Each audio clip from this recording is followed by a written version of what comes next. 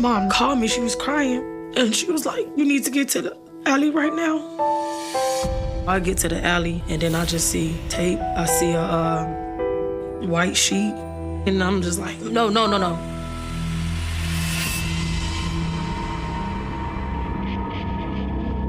This was during the day when everybody was out. It was blatant, not only because of who the victim was, but of where and when it happened. The type of person that commits this crime is not a person at all.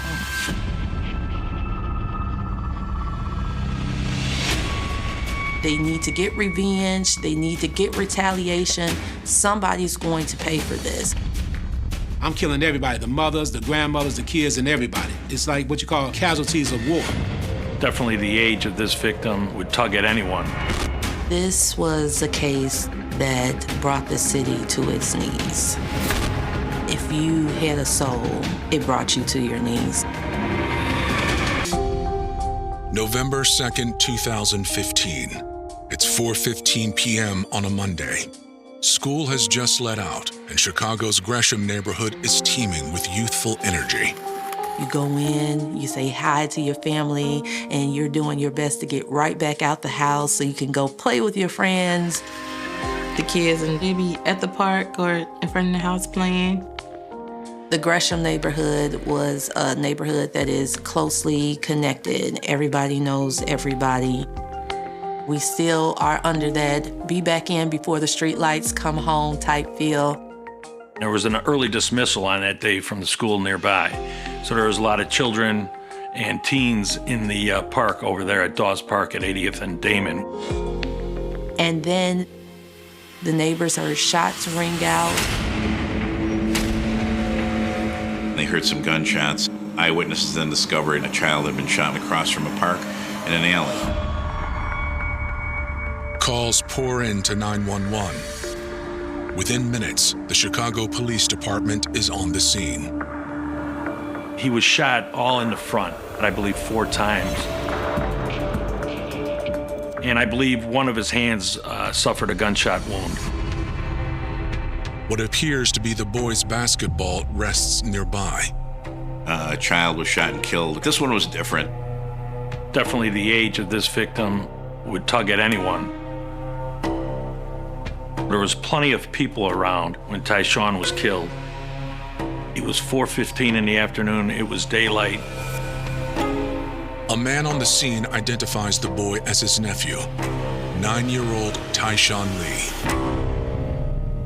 News reaches his mother. My mom called me, she was crying, and she was like, you need to get to the alley right now. So I get to the alley. I'm trying to run to his body, but the police is like, no, you can't. We're not gonna let you go there. We don't want you to see that. And then I just see tape. I see a white sheet. My baby body, they got him covered up with a white sheet. I'm just like, no. Your child, your 9-year-old, your 4th grader. It would have been every parent's nightmare. I remember this so well. I just tried to go back to sleep. And I remember the police officer, he was like, no, Carla, this is not a dream. This is life. This is really what's happening. This is not a dream. You think I started going crazy? This was a case that brought the city to its knees.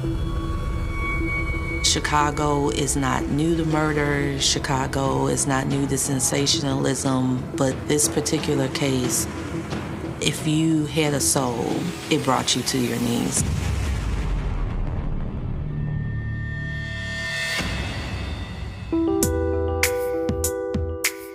For Tyshawn's parents, Carla Lee and Pierre Stokes, having a family was never part of the plan. I was 15 at the time. Me and Pierre, we ended up kind of like dating. He just liked me a lot. And, honestly, we both were bad. But I just thought he was better. We always want to go after the bad boys. The bad boys who's tough. We only dated for like a month. Me and Pierre never had a relationship. It was never a real relationship. But a few months after they parted ways, the teenage fling yielded an unexpected surprise. I was sleeping a lot, and my mom noticed, she said I started gaining weight a little bit. And I picked up a pregnancy test, found out that it was positive. My mom said she's gonna have this baby, she's gonna raise this baby, and we'll be here to help her. I was scared because I don't know how to raise a kid. I'm just a kid myself. So I was very afraid. I didn't know how I was gonna take care of him. Well, when Carla got pregnant, I used to always put my head down on her and Tyshawn would just kick and kick. I was excited because I love kids. So, first baby in the family. So everybody was excited.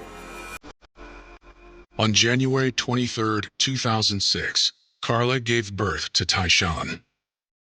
I was scared because when I finally got him out, he was silent.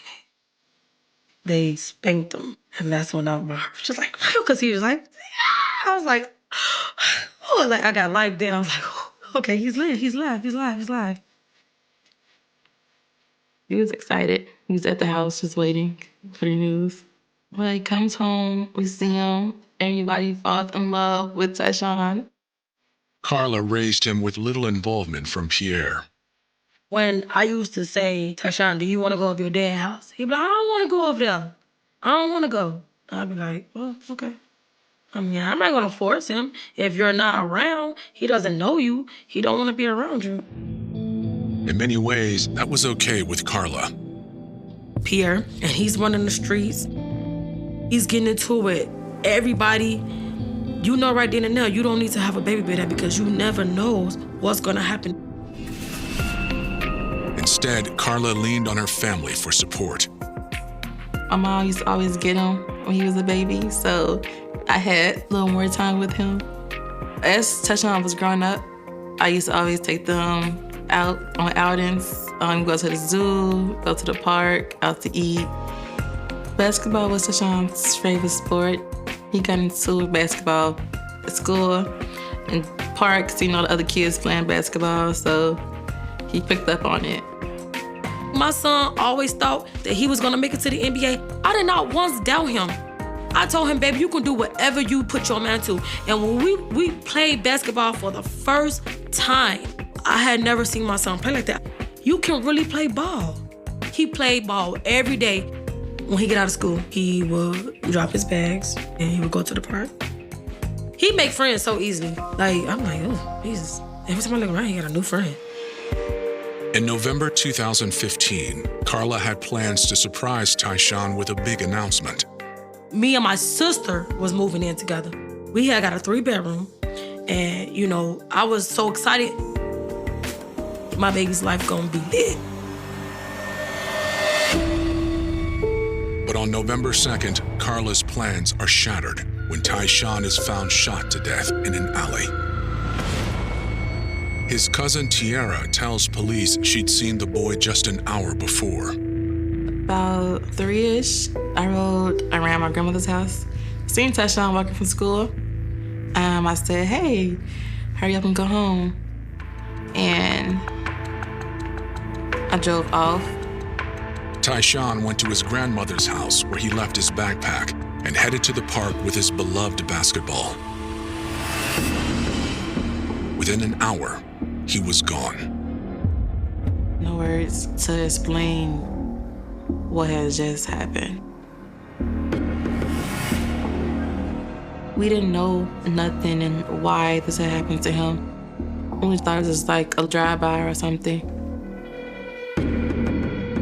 Investigators make the same consideration. Sometimes children get shot, whether it's a drive-by, they're inside of a home, they get hit with an errant bullet. It usually is an accidental shooting, just an innocent bystander in a drive-by.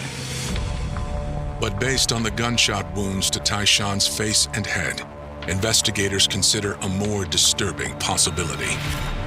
All the gunshots were in the front of Tyshawn's body, and one was in his hand. And as detectives, we believed he had his hands up, knowing what was going to happen to him.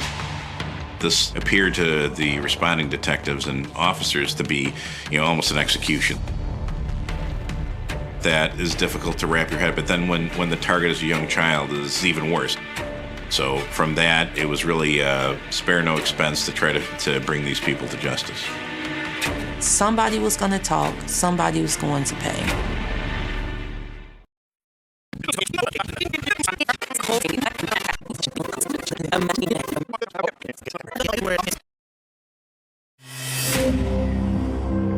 In November 2015, detectives with the Chicago Police Department are investigating the shocking death of 9-year-old Tyshawn Lee, who was shot in an alley near the park where he played basketball after school. It's not like this was, done when no one was around. This was during the day when everybody was out. It was blatant, not only because of who the victim was, but of where and when it happened. There is little evidence at the scene aside from the young boy's basketball. Investigators collect it as evidence. That's a very difficult surface to get fingerprints from, but some people, even their sweat secretes some minute portions of their DNA evidence, so that's what they're going to recover. Investigators shift their focus to the stunned onlookers that have gathered at the scene. We tried to interview as many people as we could that were on the scene, witnesses. Detectives suspect that the killing was intentional. Witness accounts support this chilling theory. What the eyewitnesses said is a black vehicle pulled up. Some people exited the vehicle, walked with that child into the alley, and they heard some gunshots, and then the people from that vehicle got back into the vehicle and then drove away. As investigators search for the vehicle, media seizes on the story. The tragic details capture the city of Chicago and beyond.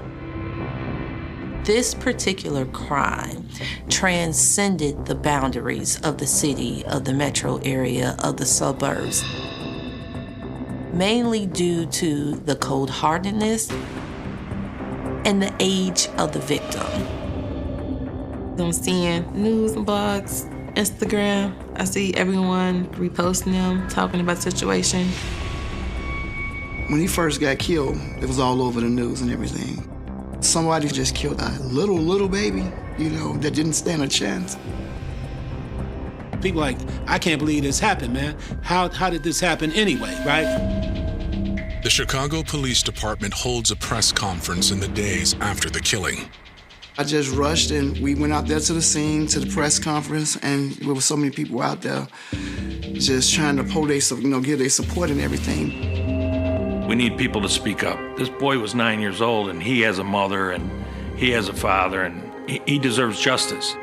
A representative from a local church steps up to the mic and offers a $5,000 reward for information leading to the killer or killers. Before long, the reward is up to $54,000. So now the streets are abuzz. The streets are talking, people are upset, and now it's pressure on the streets because it's not just a Chicago thing. This has hit nationally. You have celebrities, you have newsrooms across the nation reporting on this crime. Amidst a media uproar and the ongoing investigation, Tyshawn's grieving family plans his funeral. I was like, hey, I'm ready to do this. I need the best funeral that you can give me. And when I got there, she was just like, don't worry about paying for anything. I got you on everything. Tyshawn's casket was very customized. His little 9-year-old body was being pulled by a horse and carriage, and they gave him the send-off that was so deserving yet heartbreaking because no one should be burying their 9-year-old child. It was hard to say goodbye, to let go. It was a very sober, somber, heartbreaking day for the city of Chicago. People came out, flooded the streets, knowing that this was the day that we were finally going to put Tyshawn to rest. The funeral is attended by hundreds, including both local and national celebrities. Nick Cannon came out. And to see Nick Cannon, a celebrity, sitting front and center, he was sitting right in front of me. As a nation joins Tyshawn's family in grief, investigators stay focused on finding those responsible for his death. When you have such a microscope on a case like this, you leave no stone unturned and you make sure that you get it right. So you go street by street, literally doing the footwork, talking to who you can talk to. A few days after the shooting, investigators speak with a man who claims his brother drives a black SUV like the one seen leaving the scene. We start hearing about Kevin Edwards, and we start hearing about this black SUV that he was driving.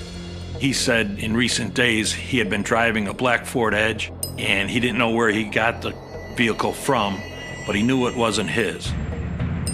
His brother hadn't seen Kevin or the car since the murder of Tyshawn Lee. Investigators check records for anything related to a black Ford Edge in the neighborhood. As a matter of fact, it was parked one time blocking a driveway, and the Chicago police issued a ticket on that vehicle, and we got the license plate off the parking ticket. Once we had the license plate from the parking ticket, we put that in a database. We found out that the car was reported stolen off the lot from the rental car company. Investigators issue a be on the lookout on the vehicle. Unsure about Kevin's connection to the case, investigators keep their ear to the ground. Tips begin to pour in, and rumors run rampant. Normally, you would not snitch. That was not the case with Tyshawn. This crime touched the hearts of so many people. Somebody was going to talk. Investigators note a theme amidst the chatter. Rumor has it that there was an inhumane, cruel plan to murder Tyshawn as a result to get back to his father, Pierre Stokes.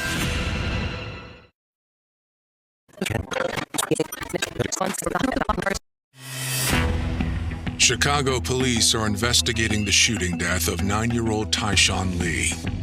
In the days after his death, tips start coming in and an alarming theme emerges. Tyshawn Lee was murdered because of his father, Pierre Stokes. It was apparent that there was a conflict between the two little rival groups in the Auburn Gresham community. In addition to Kevin Edwards, the tipsters placed 27-year-old Corey Morgan and 21-year-old Dwight Boone Doty at the heart of the feud. A feud that began with another killing just 2 weeks before. We start hearing these names about potential people who was involved.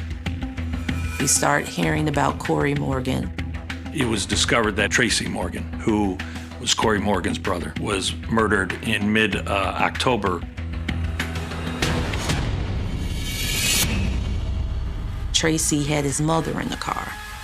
Tracy was ultimately killed and murdered. The mother was wounded. Corey Morgan believed Pierre Stokes was responsible. Investigators reach out to those close to the three men. We started to interview the families. Some people wanted to cooperate, and as usual, many did not. Those who are willing to talk report that Corey was on a mission in the days following his brother's death. So Corey Morgan was out for retaliation and revenge, not just for the brutal murder of his brother, but for his mom being wounded.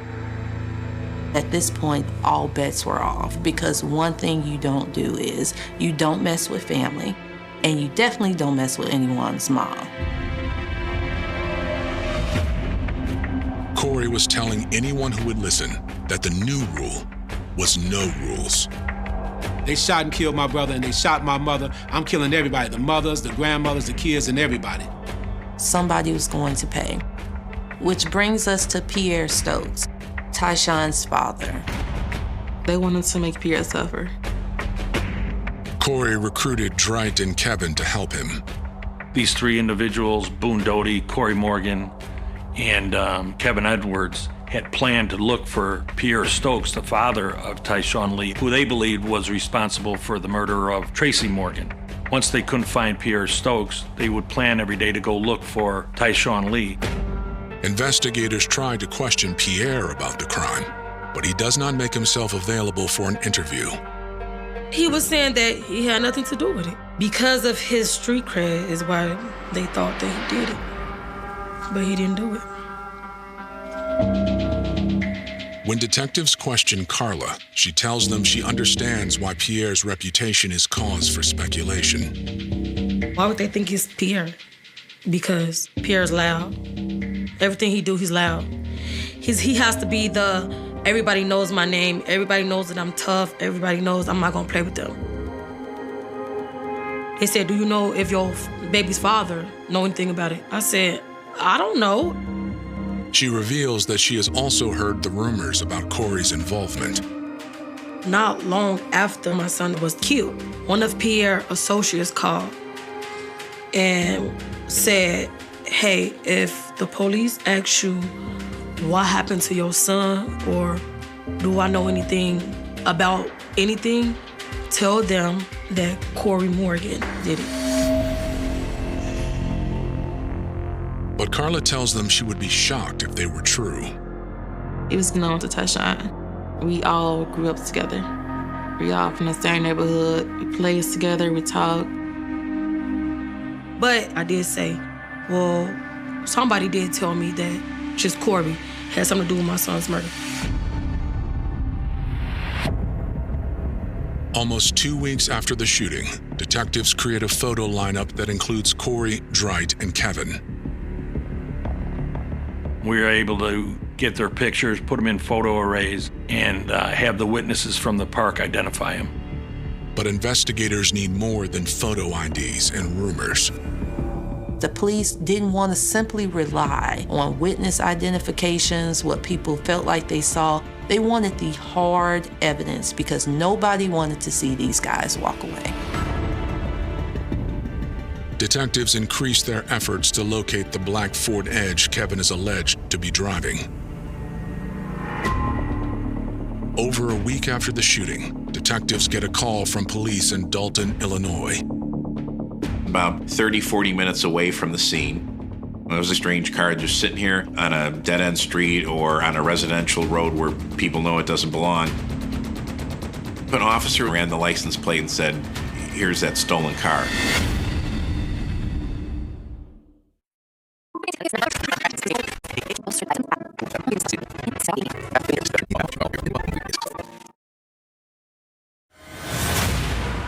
Chicago police are investigating the shooting of 9-year-old Tyshawn Lee. They believe the 3 men responsible fled in a black Ford SUV. Over a week after Tyshawn's death, the vehicle is found just outside the city. It was a black Ford Edge abandoned in Dalton, Illinois. And when Dalton recovered it, it was then towed back for further processing. Forensic experts process the car. They immediately note a strong and suspicious smell. It's obviously been bleached. It appeared that the offenders tried to cover their tracks by using some sort of bleach within the interior of the car. But the SUV may hold evidence that can't be destroyed. They said, is there anything we can get out of this vehicle? We looked online, and it looks like you can do extractions from these infotainment systems. Infotainment system is like the navigation system you get in a car and you pair your phone to it, and it's that navigation portion. Late one night, we went up where the car was being housed. There is a hard drive encased in like a aluminum package. So all it is some set screws and some plugs, and I unplugged it. You hook it up to a laptop through a breadboard and then do the extraction there. Through the systems in this car, they were able to see where the car traveled, where the car was sitting. November 2nd, 2015, the vehicle gets turned on and goes westbound, it goes southbound, and then it goes into the mouth of the alley where the homicide is committed. Investigators are ready to confront the suspects. They receive a tip that Dwight and Corey are holed up at a hotel just outside the city. My partner and I proceeded to that hotel and set up surveillance and waited for them to come out. Our surveillance only lasted about 30 minutes. Boone Doty and Corey Morgan exited the hotel and were getting in an Uber. At that time, Boone Doty leaned in to open the car door, and his shirt came up, and we could see a gun was in his waistband. We knew he was a convicted felon, so we knew we could arrest him for that gun. We followed him back into Chicago. We asked for help over the radio, and we eventually stopped the vehicle. Boone Doty was placed under arrest, and the gun was recovered from his waistband. Corey Morgan was placed under arrest, and there was a gun recovered from the duffel bag that was inside the vehicle that they had when they exited the hotel. They were both placed into custody and subsequently charged with unlawful use of a weapon. So that was unrelated to the murder of Tyshawn Lee. It's soon clear that investigators won't be getting any answers out of them. Once they were read their rights, they invoked their privilege to have an attorney and refused to speak to us. We had those guns tested that evening by the Chicago Police Department forensics, and neither gun matched the evidence from the murder. Kevin Edwards is harder to find. Kevin fled right after the murder, and we weren't able to find him. We didn't know where he was. Investigators need a break. In January 2016, they get one in the form of a phone call from an inmate at the Cook County Jail, where Dwight Boone Doty is still being held on the gun charge. The inmate claims that Dwight has had loose lips since being booked. He was bragging about how he killed Tyshawn Lee, talked about how he shot him. Dwight wanted to tell anybody who would listen about what he did. He's actually bragging and making a rap song that he has shot Tyshawn 15 times. He's proud of this murder. And so now we have someone who basically, has their ear to the ground and say, hey, I've heard about this case. I heard about what's going on. Detectives need more than a secondhand account. They wanted to write Doty on jail tapes, bragging on this murder.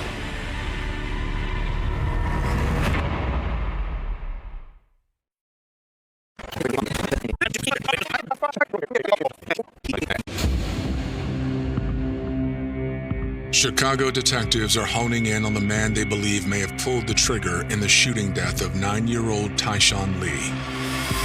Dwight Boone Doty is being held in the Cook County Jail on unrelated charges, where he is running his mouth to his cellmate about his alleged role in the crime. Dwight Doty is willingly bragging about the crime that they committed. Keep in mind that this is not a crime that you would traditionally brag about. On January 12, 2016, investigators outfit the informant with a wire. They listen in as he engages Dwight in conversation. Dwight was all too happy to give him facts, information. They need to get revenge. They need to get retaliation. Somebody's going to pay for this. Once they couldn't find Pierre Stokes, they would plan every day to go look for Tyshawn Lee. Dwight gives up disturbing details, including how he, Corey, and Kevin spent the days before the shooting watching Tyshawn.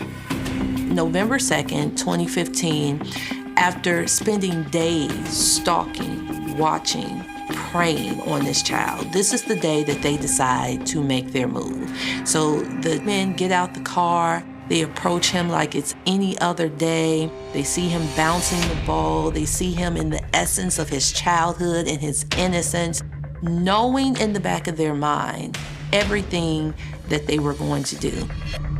Tyshawn was familiar with the assailants.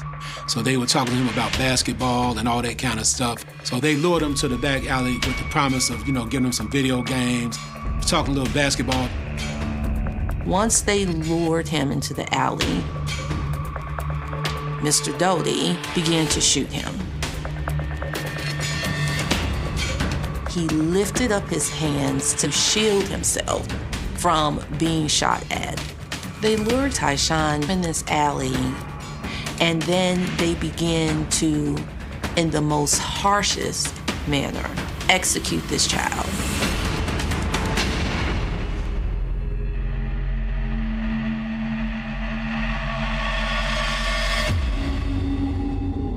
Based on Dreit's recorded statement, investigators have a clear picture as to how Tyshawn's death unfolded.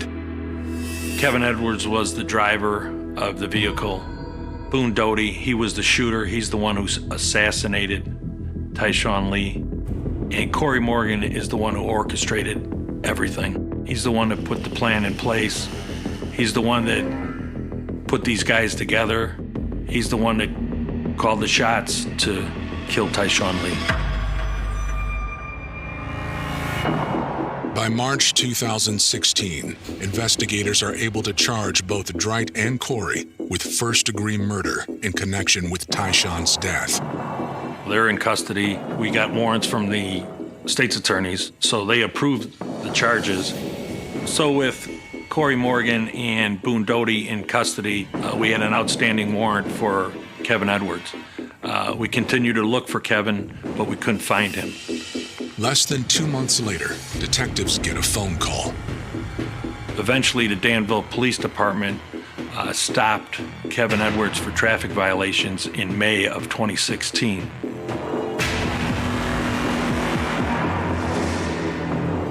That's when our warrant popped on Kevin Edwards. He was placed into custody.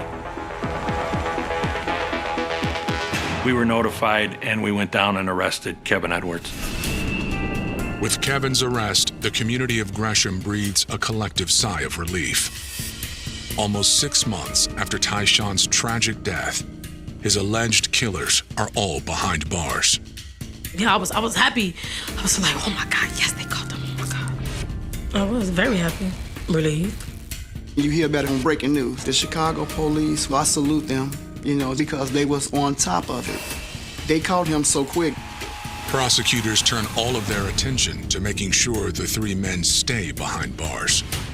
They know the case will not be without challenges. At this point in time, the police, the prosecutors, they didn't actually have the murder weapon. So they had to get everything that they had to build a culmination of evidence. Every murder is important. Every murder shows a life that was taken, and so naturally, the prosecutors and the police officers want to bring the person to justice. But this case was a lot different. There was not just local pressure, there was national pressure to bring these people to justice.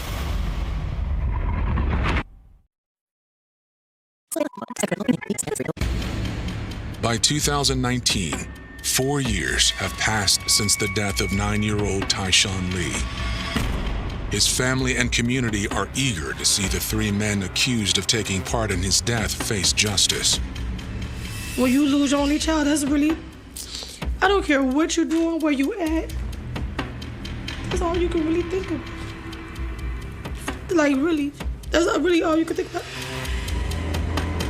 We're talking almost 4 years. 4 years that the community had to wait for justice. 4 years of just wanting to see how this case would play out. In September of 2019, accused getaway driver Kevin Edwards faces the music. So Kevin Edwards took a plea deal and was sentenced to 25 years for his role in Tyshawn's murder. He's the one who brought the other 2 to the scene, who blocked in the alley. And so for his role, he was given 25 years. A month later, the case against Corey Morgan and Dreit Boone Doty goes to trial. They're tried in the same courtroom by 2 different juries. The 2 men are quick to turn on each other as their respective defenses attempt to lay blame at the other's feet. Corey Morgan is the mastermind, the godfather, the puppeteer. He's the one pulling all the strings and calling all of the shots. But Corey's attorneys stay focused on the claim that Dreit was the only one who fired a weapon that day. Boone Doty, he was the shooter. He's the one who assassinated Tyshawn Lee. Prosecutors argue that both men bear responsibility for the planning of Tyshawn's death and the act of killing him. They present shocking new evidence that, when first conceived, the evil plot was even more sinister than what actually took place. The plan was to kidnap Tyshawn, to torture Tyshawn, to make Tyshawn beg for his life, to feel everything that they wished that they could inflict it upon the father, this innocent 9-year-old fourth grader. Even without a murder weapon, prosecutors have plenty of evidence to present to the two juries. You have the forensic evidence, you have the technology evidence. Now you have this jailhouse informant who has a person that is willingly bragging about the crime that they committed. Prosecutors also present proof that Dwight handled Tyshawn's most prized possession, the basketball found next to his body. They bleached the interior of the car. They didn't bleach the basketball, and there was mixed DNA, from what I understand, from the victim and from the offender on that ball. As prosecutors wrap up, they once again zero in on the callous, cold-hearted nature of the crime. The type of person that commits this type of crime is not a person at all. The type of person that commits this type of crime is devoid of consciousness, is devoid of a soul, is devoid of checks and balances. This type of person is a person that can do this to a child, go home, go to sleep at night, brag about it, make a song about it, and think it bumps his street cred. That's the type of person you need to be deathly afraid of. As the trial draws to a close, Tyshawn's family, friends, and supporters are all present. But one face is missing: Tyshawn's mother, Carla. The prosecutors actually advised Tyshawn's mom that maybe it would be best if she was not in the courtroom and that she kind of sit that out to kind of preserve what was left of her heart space, her mental health. They don't want me to come because they just feel I won't be able to handle it. Because I don't know where my brain was at. I couldn't really think. I couldn't eat. For most people, trials bring some type of peace, some type of satisfaction. But here, it was reopening a wound that never healed in the first place. In early October, the two trials conclude, and the juries reach verdicts for both men. So now we're here, we're in this courtroom, we're waiting with bated breath. Dwight and Corey are found guilty of first-degree murder. And what the juries ultimately saw was two men sitting there who apparently had no remorse, no second-guessing about what they had done. So now we see the sentences for Corey Morgan and Dwight Doty come down. Corey Morgan was sentenced to 65 years in prison. And then we have Dwight Doty, who was our shooter, was ultimately given 90 years. Illinois no longer has a death penalty, so that's essentially as being in jail without the possibility of parole for the rest of your life. And then you have some people that will argue that that still was not enough.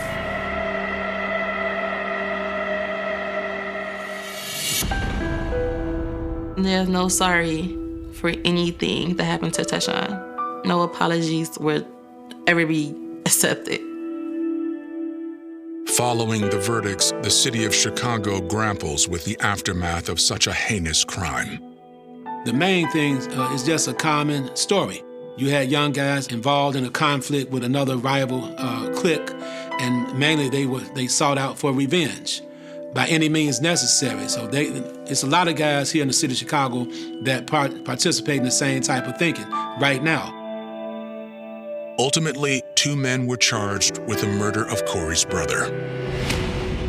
Two individuals were charged with Tracy Morgan's murder, neither being Pierre Stokes. December 6, 1989. Winter had already settled over Montreal like a heavy grey blanket. The city moved through the afternoon beneath a sky the color of cold steel.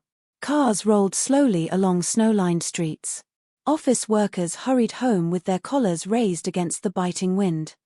Streetlights flickered awake earlier than they would in summer, casting pale circles across sidewalks glazed with ice.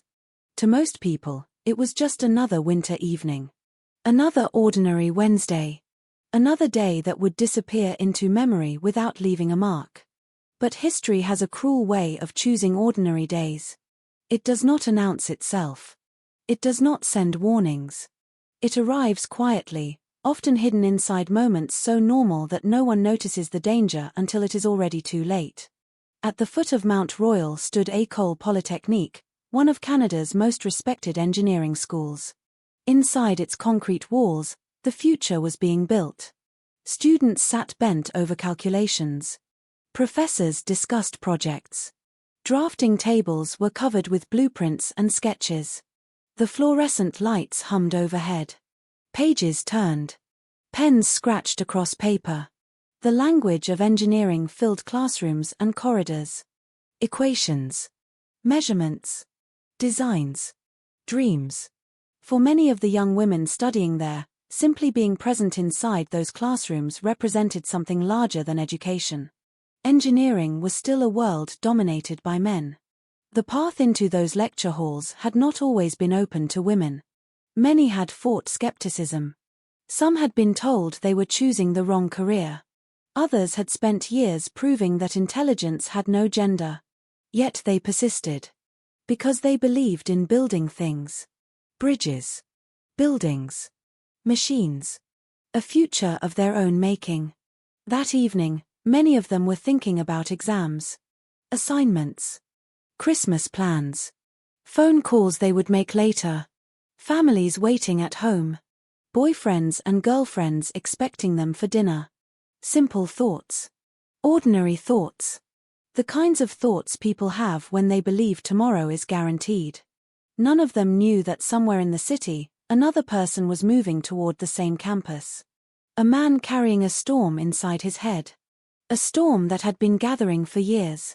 A storm fueled by resentment, humiliation, anger, and a hatred that would soon become deadly.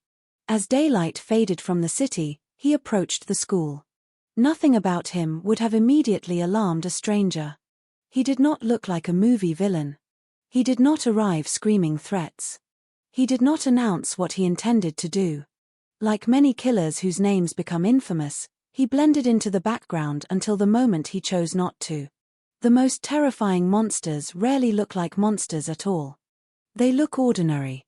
They stand in line. They walk through doors. They pass people in hallways. And then, in a single moment, everything changes. Years later, survivors would remember tiny details from that afternoon. The squeak of shoes against polished floors. The smell of winter air following students through entrance doors. The warmth of classrooms compared to the freezing temperatures outside. Small memories. Fragments.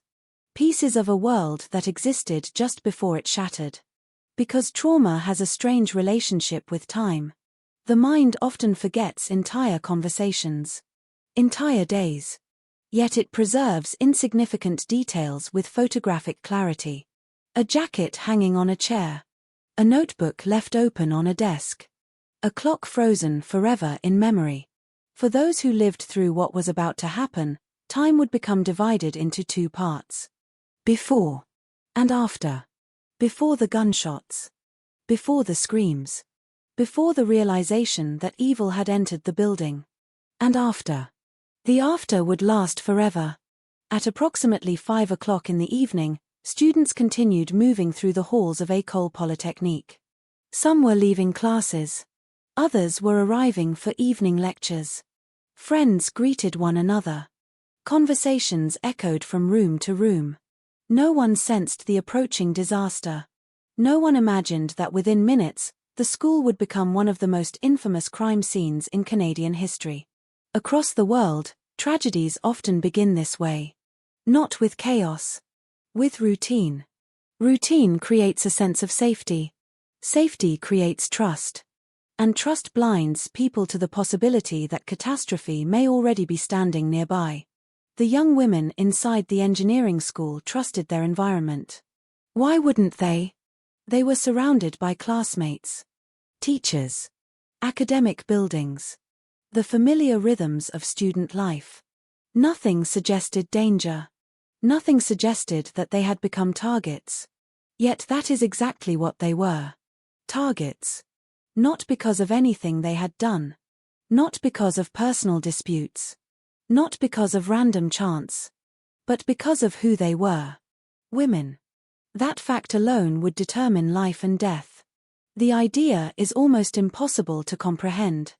Most murders emerge from motives people can at least recognize. Greed. Jealousy. Revenge. Passion. But some crimes reveal something darker. A hatred so broad that it no longer focuses on individuals. A hatred aimed at an entire group. A hatred capable of transforming strangers into enemies. On that December evening, 14 women would lose their lives because one man had convinced himself that their existence represented an injustice. That belief did not emerge overnight. Hatred rarely does. It grows slowly. Quietly. It feeds on personal failures. On bitterness. On grievance. On stories people tell themselves about who is responsible for their pain. And eventually, if left unchecked, those stories can become deadly. Long before the first shot was fired, a dangerous narrative had already taken root inside the mind of the man approaching the school. A narrative in which he was the victim.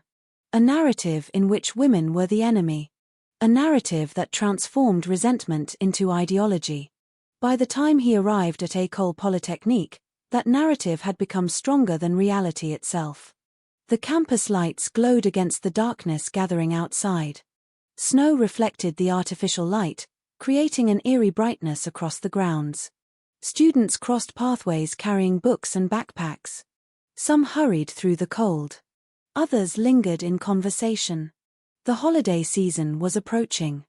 Christmas decorations had begun appearing across the city. Families were making plans. Stores were filling with shoppers. The year 1989 was drawing to a close. A decade was ending. A new one was waiting just beyond the horizon. For many people, the future looked promising. But for 14 families, the future was already being stolen. They simply did not know it yet. Somewhere, parents assumed they would speak to their daughters again. Somewhere, siblings expected to see them over the holidays. Somewhere, friends imagined future birthdays, future celebrations, future memories. Human beings are constantly making plans with tomorrow. It is one of the most beautiful things about us. And one of the most heartbreaking. Because tomorrow is never guaranteed. As darkness settled fully over Montreal, the distance between normality and horror became smaller with every passing minute. Inside classrooms, students continued taking notes.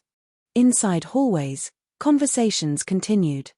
Inside the school cafeteria, life continued. Everything appeared unchanged.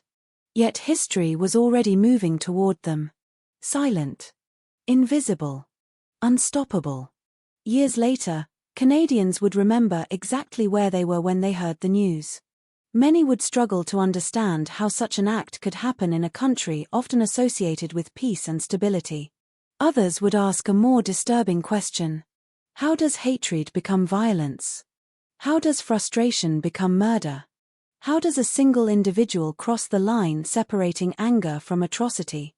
Those questions would dominate public discussions for decades. Politicians would debate them. Psychologists would study them. Journalists would investigate them. Survivors would live with them. Families would grieve through them. And yet no explanation would ever fully erase the reality of what happened inside that building. Because statistics can be analyzed. Timelines can be reconstructed. Motives can be examined.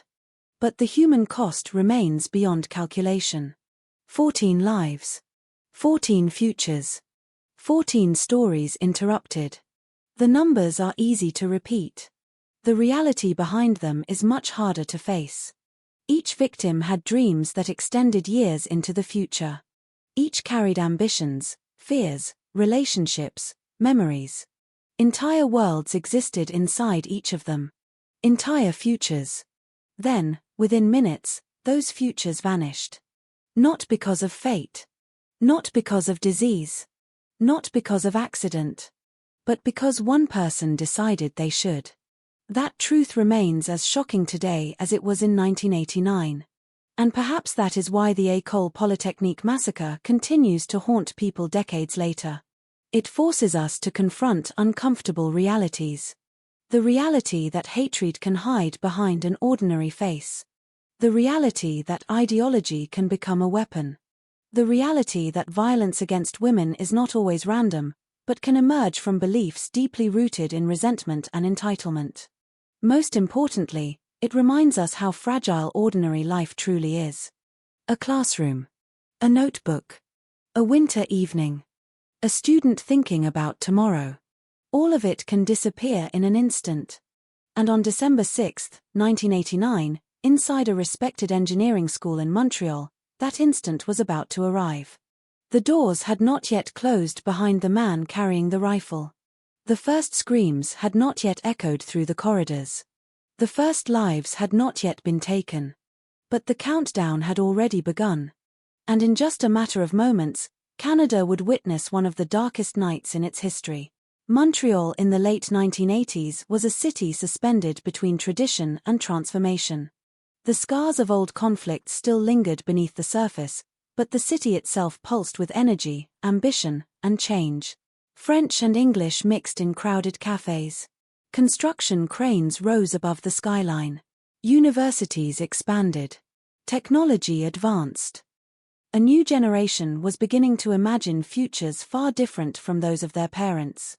Winter, however, remained unchanged. Every year, the cold arrived with the same relentless certainty.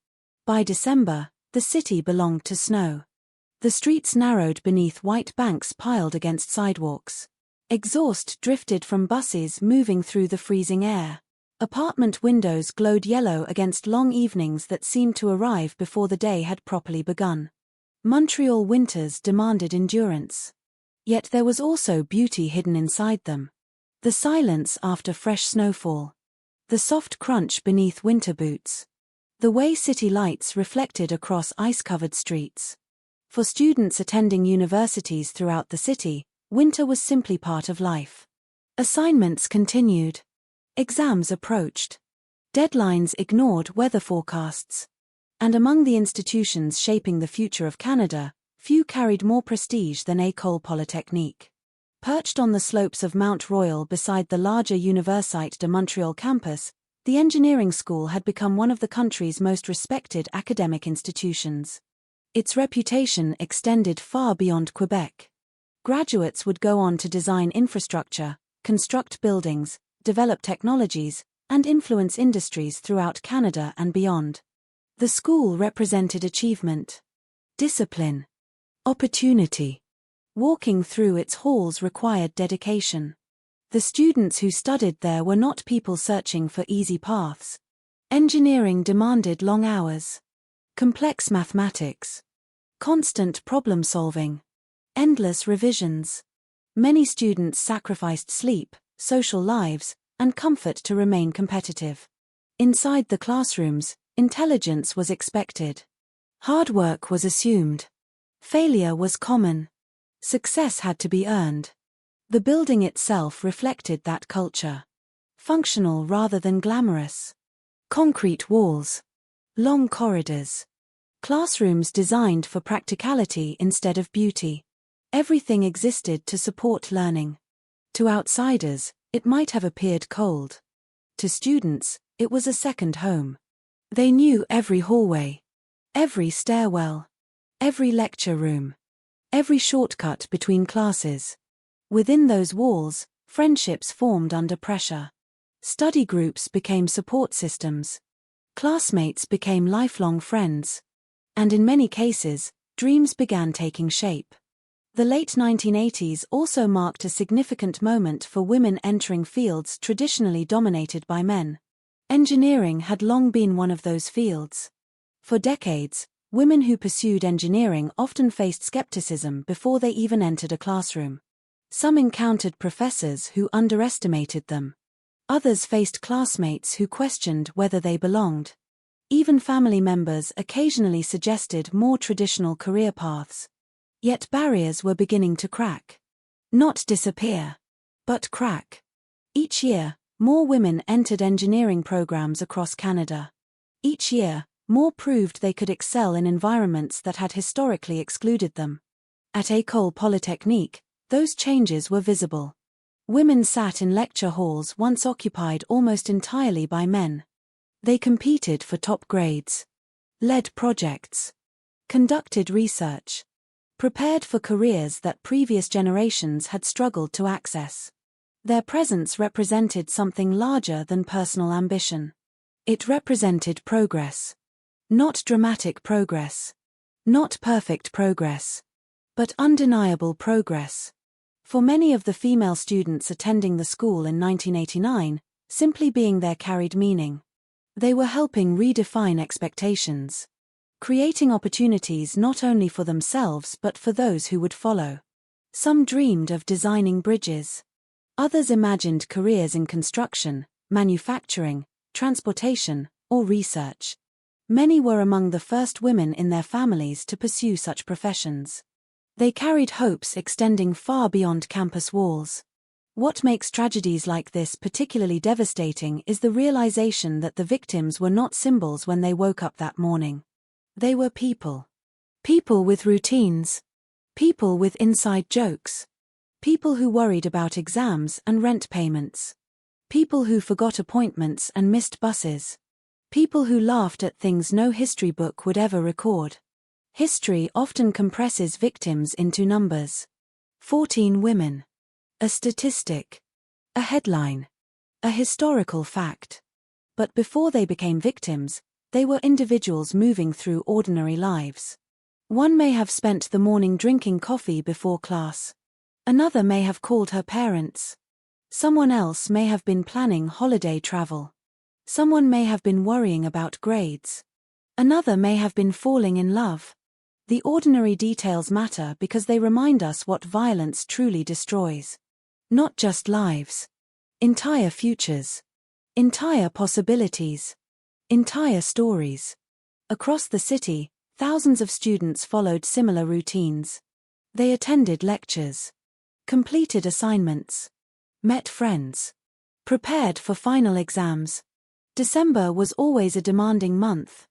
The Christmas break sat just beyond reach, but first came deadlines. Libraries remained crowded late into the night. Study rooms stayed occupied. Stress levels rose. Coffee consumption increased. Students measured time in remaining assignments rather than calendar days. Inside École Polytechnique, December 6th began much like any other day. Classes proceeded according to schedule. Faculty members taught lessons. Students moved through corridors carrying textbooks and notebooks. Nothing appeared unusual. No obvious warning existed. No visible sign suggested the school was approaching one of the darkest moments in Canadian history. Elsewhere in Montreal, another life was unfolding. A life moving steadily toward collision with the lives inside the engineering school. To understand the horror that would occur later that evening, it is important to understand something fundamental about violence. Mass violence rarely begins with the act itself. The shooting is not the beginning. It is the conclusion. The visible eruption of forces that have often been building unseen for years. Resentments. Obsessions. Humiliations. Failures. Grievances. Beliefs. The act captures public attention because it is dramatic. But the path leading there is usually much longer. Far less visible. Far more complicated. The future killer had spent years constructing his own version of reality. A reality shaped by personal disappointments and growing hostility. A reality where blame became easier than reflection. Where resentment became easier than responsibility. Where perceived enemies slowly replaced genuine understanding. Most people experience setbacks. Most people face rejection. Most people encounter disappointment. Yet only a tiny fraction transform those experiences into hatred. Fewer still transform hatred into murder. That distinction matters. Because while circumstances can influence behavior, they do not erase choice. Every act of violence ultimately involves decisions. Decisions that separate thought from action. Fantasy from reality. Anger from murder. On December 6th, those decisions were about to produce catastrophic consequences. But inside École Polytechnique, nobody could see that future. The building remained filled with normal life. Students entered and exited classrooms.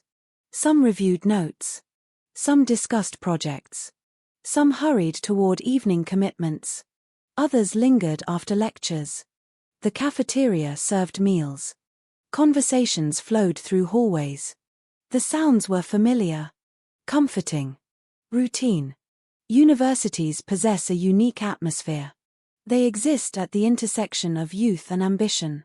Every hallway contains potential futures. Future engineers. Future scientists.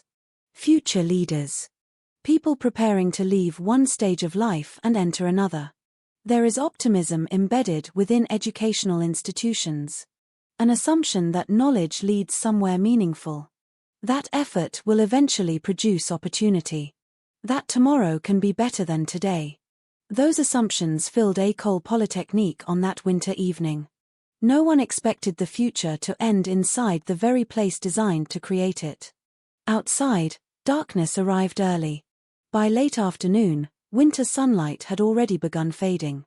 Streetlights illuminated snowy roads. The temperature continued dropping. Cars moved carefully through icy intersections. Office buildings emptied as workers headed home. Families prepared dinners. Children watched television. The city continued following familiar rhythms. Normal rhythms. The kind that make tragedy so difficult to comprehend afterward. When people later learned what had happened, many would struggle with a simple question. How could such horror emerge from such an ordinary day? The answer lies in one of the most unsettling truths about human violence. Catastrophe often arrives without announcing itself. There is rarely dramatic music. Rarely visible warning signs. Life appears normal right up until the moment it isn't. A classroom remains a classroom. A hallway remains a hallway. A school remains a school. And then suddenly those places become something else. A crime scene. A memorial. A permanent wound in public memory. As evening approached, the students of École Polytechnique could not know that their school would soon become one of those places. A place forever divided by a single date. A place where ordinary architecture would acquire extraordinary meaning. Future visitors would walk the same corridors carrying knowledge that the students themselves did not possess. Knowledge of what was coming. Knowledge of what those walls would soon witness. But in that moment, ignorance still protected them. The future remained hidden. The danger remained unseen. Life continued. Assignments remained unfinished. Conversations remained ongoing. Dreams remained intact. The engineering school stood quietly against the winter darkness, illuminated from within by fluorescent lights and youthful ambition. It looked exactly as it had looked the day before. Exactly as it would have looked to any passerby. A place of education. A place of opportunity. A place where young people worked tirelessly to build better futures. No one standing outside could have imagined that within a short span of time, the building would become associated not with engineering, but with grief. Not with achievement, but with loss. Not with possibility, but with one of the most devastating acts of targeted violence in Canadian history. And as students continued their routines inside those familiar halls, the distance between ordinary life and unimaginable tragedy grew shorter with every passing minute. When people talk about the École Polytechnique massacre, they often begin with the killer. His name appears in headlines. His photograph appears in documentaries. His actions dominate timelines. But that is not where this story truly begins. Because before there was a gunman walking through the corridors of an engineering school, there were 14 women building lives. 14 futures. 14 stories that deserved decades more chapters than they were given. One of the greatest injustices of mass violence is that the perpetrator often becomes famous while the victims risk becoming statistics. A number repeated in reports. A figure carved into memorials. 14. But 14 is not a story. 14 is not a dream. 14 is not a life. To understand the magnitude of what was lost on December 6, 1989, it is necessary to step away from the violence for a moment and focus instead on the people who should have been allowed to keep living. Inside the walls of École Polytechnique were young women who represented the future of Canada. They were students, daughters, sisters, friends, classmates, and aspiring engineers. Some had traveled long distances to attend university. Some came from families who had sacrificed greatly to help them pursue higher education. Others were the first in their family to enter demanding technical fields. Many were still discovering exactly who they wanted to become. Yet all of them shared something important. They believed in tomorrow. That belief sounds simple. Almost insignificant. But every ambition begins with it. Every career. Every relationship. Every achievement. Every future family. Every invention. Every dream. The belief that there will be another day. Another opportunity. Another year. Another chapter. The women studying engineering at École Polytechnique carried that belief with them each morning as they entered classrooms and laboratories. They were not trying to become symbols. They were simply trying to become engineers. That goal alone demanded extraordinary commitment. Engineering was not an easy path for anyone. For women in the late 1980s, it often required even greater determination. Many entered classrooms where they were heavily outnumbered. Many became accustomed to being noticed simply because they were female. Some encountered assumptions about what women could or could not accomplish. Yet they continued. Not because they wanted to prove something every day, but because they loved what they were studying. They loved solving problems, designing systems, understanding how things worked, building something larger than themselves. In another version of history, one without violence, many of them would have spent the following decades contributing to Canadian society in countless ways. Some would have designed buildings. Others might have developed technologies. Some would have become professors, managers, researchers, mentors, parents, grandparents. Entire generations of influence disappeared on one winter evening. That reality is difficult to measure. Society often counts victims by deaths. But the true impact extends far beyond a single moment. Every life contains future possibilities. When a life ends, those possibilities vanish too. Imagine a family photo that will never be taken. A wedding that will never happen. A child who will never be born. A friendship that will never form. A breakthrough that will never occur. A life interrupted creates ripples extending far beyond the immediate tragedy. The women of École Polytechnique existed within those unseen futures. Some had already demonstrated exceptional academic ability. Others were just beginning to discover their potential. Many balanced difficult coursework with jobs, relationships, and family responsibilities. They worried about exams. They worried about grades. They worried about making enough money. They worried about their futures. Normal worries. Human worries. The kind that fill the lives of university students everywhere. In the days before the massacre, many were focused on final examinations. December is rarely a peaceful month for students. Libraries become crowded. Study schedules become intense. Sleep becomes optional. Coffee becomes essential. Conversations shift toward deadlines and test scores. Students begin counting the days until winter break. That atmosphere existed throughout École Polytechnique. Assignments remained unfinished. Projects required attention. Exams loomed. The future seemed immediate. Every hour felt important. No one imagined that some futures would be measured not in decades, but in days. There is something particularly heartbreaking about young adulthood. It is a period filled with possibility. People stand at the threshold of becoming. They are not finished versions of themselves. They are still growing, still discovering, still imagining. Most of the women inside the engineering school occupied that stage of life. They were not defined by what they had already accomplished. They were defined by what they still hoped to accomplish. That distinction matters. Because violence did not merely destroy who they were. It destroyed who they might have become. Some likely imagined careers stretching 30 or 40 years into the future. Some imagined families, travel, success, adventure. The ordinary milestones that people rarely appreciate until they are threatened. One of the cruelest aspects of tragedy is how little warning it provides. Nobody wakes up expecting their life to become history. Nobody leaves home expecting it to be the final time. Parents say goodbye without knowing it is goodbye. Friends make plans they will never keep. Students attend lectures believing there will be more lectures tomorrow. The women of École Polytechnique were no different. They woke up on December 6th expecting an ordinary day. Some may have overslept.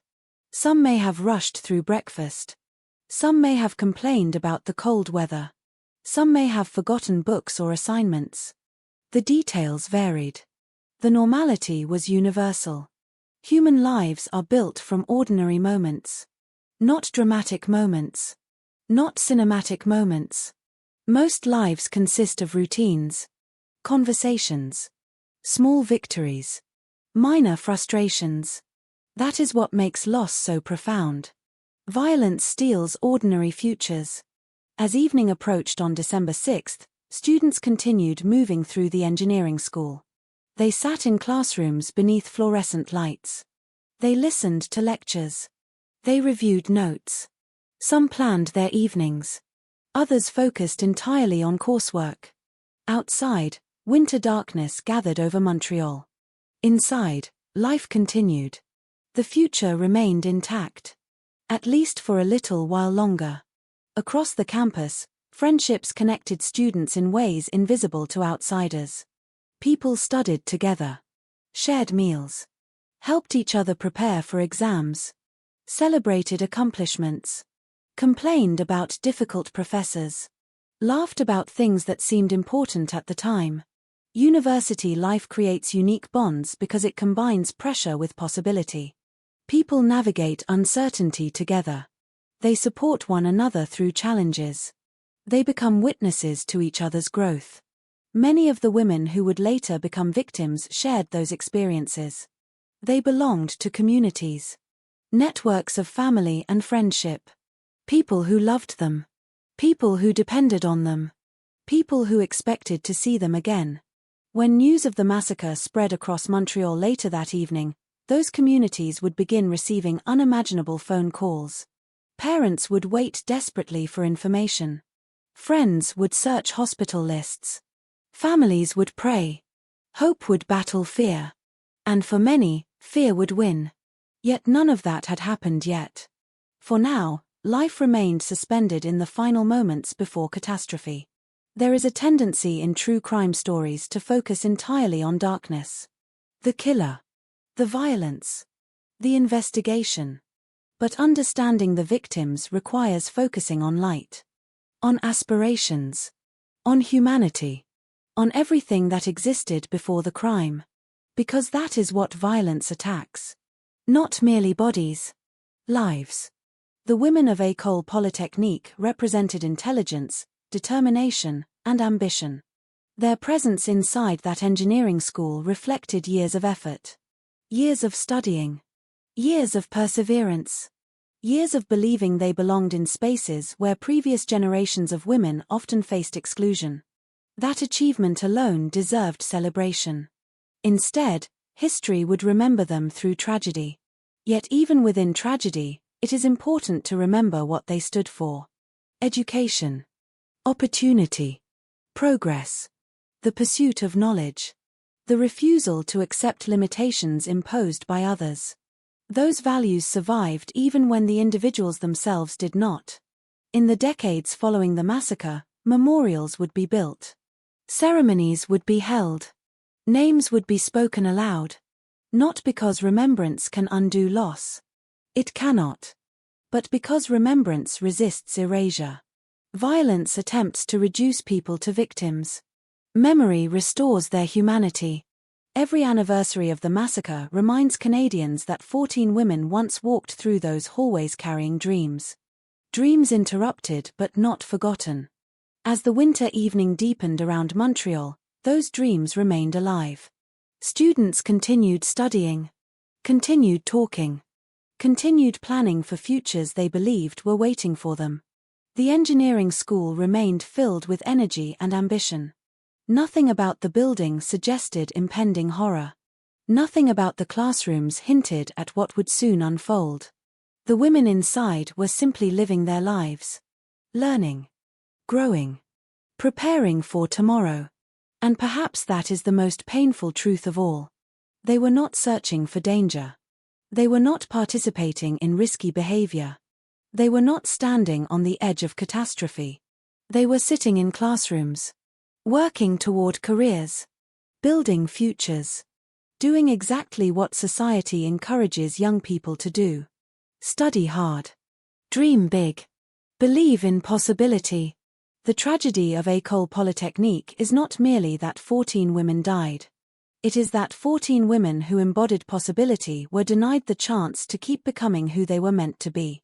And as the clock moved steadily toward evening, none of them knew that the lives they were building were only minutes away from collision with a hatred they had never chosen, never invited, and never deserved.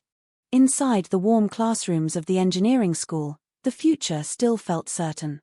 Outside, winter pressed against the windows. The city continued moving through another ordinary December evening. Parents expected their daughters home. Friends expected to see each other tomorrow. Teachers expected another day of lectures. Students expected another day of learning. Every expectation seemed reasonable. Every expectation seemed safe. And every expectation was about to be shattered. The transition from normal life to catastrophe took only seconds. At approximately 5:10 p.m., as darkness settled over Montreal and students continued their evening routines, a 25-year-old man carrying a Ruger Mini 14 rifle entered École Polytechnique. To the people around him, he appeared unremarkable. Another person moving through the building. Another face among many. No alarms sounded. No warnings echoed through the halls. Students continued walking between classrooms. Professors continued teaching. Conversations continued uninterrupted.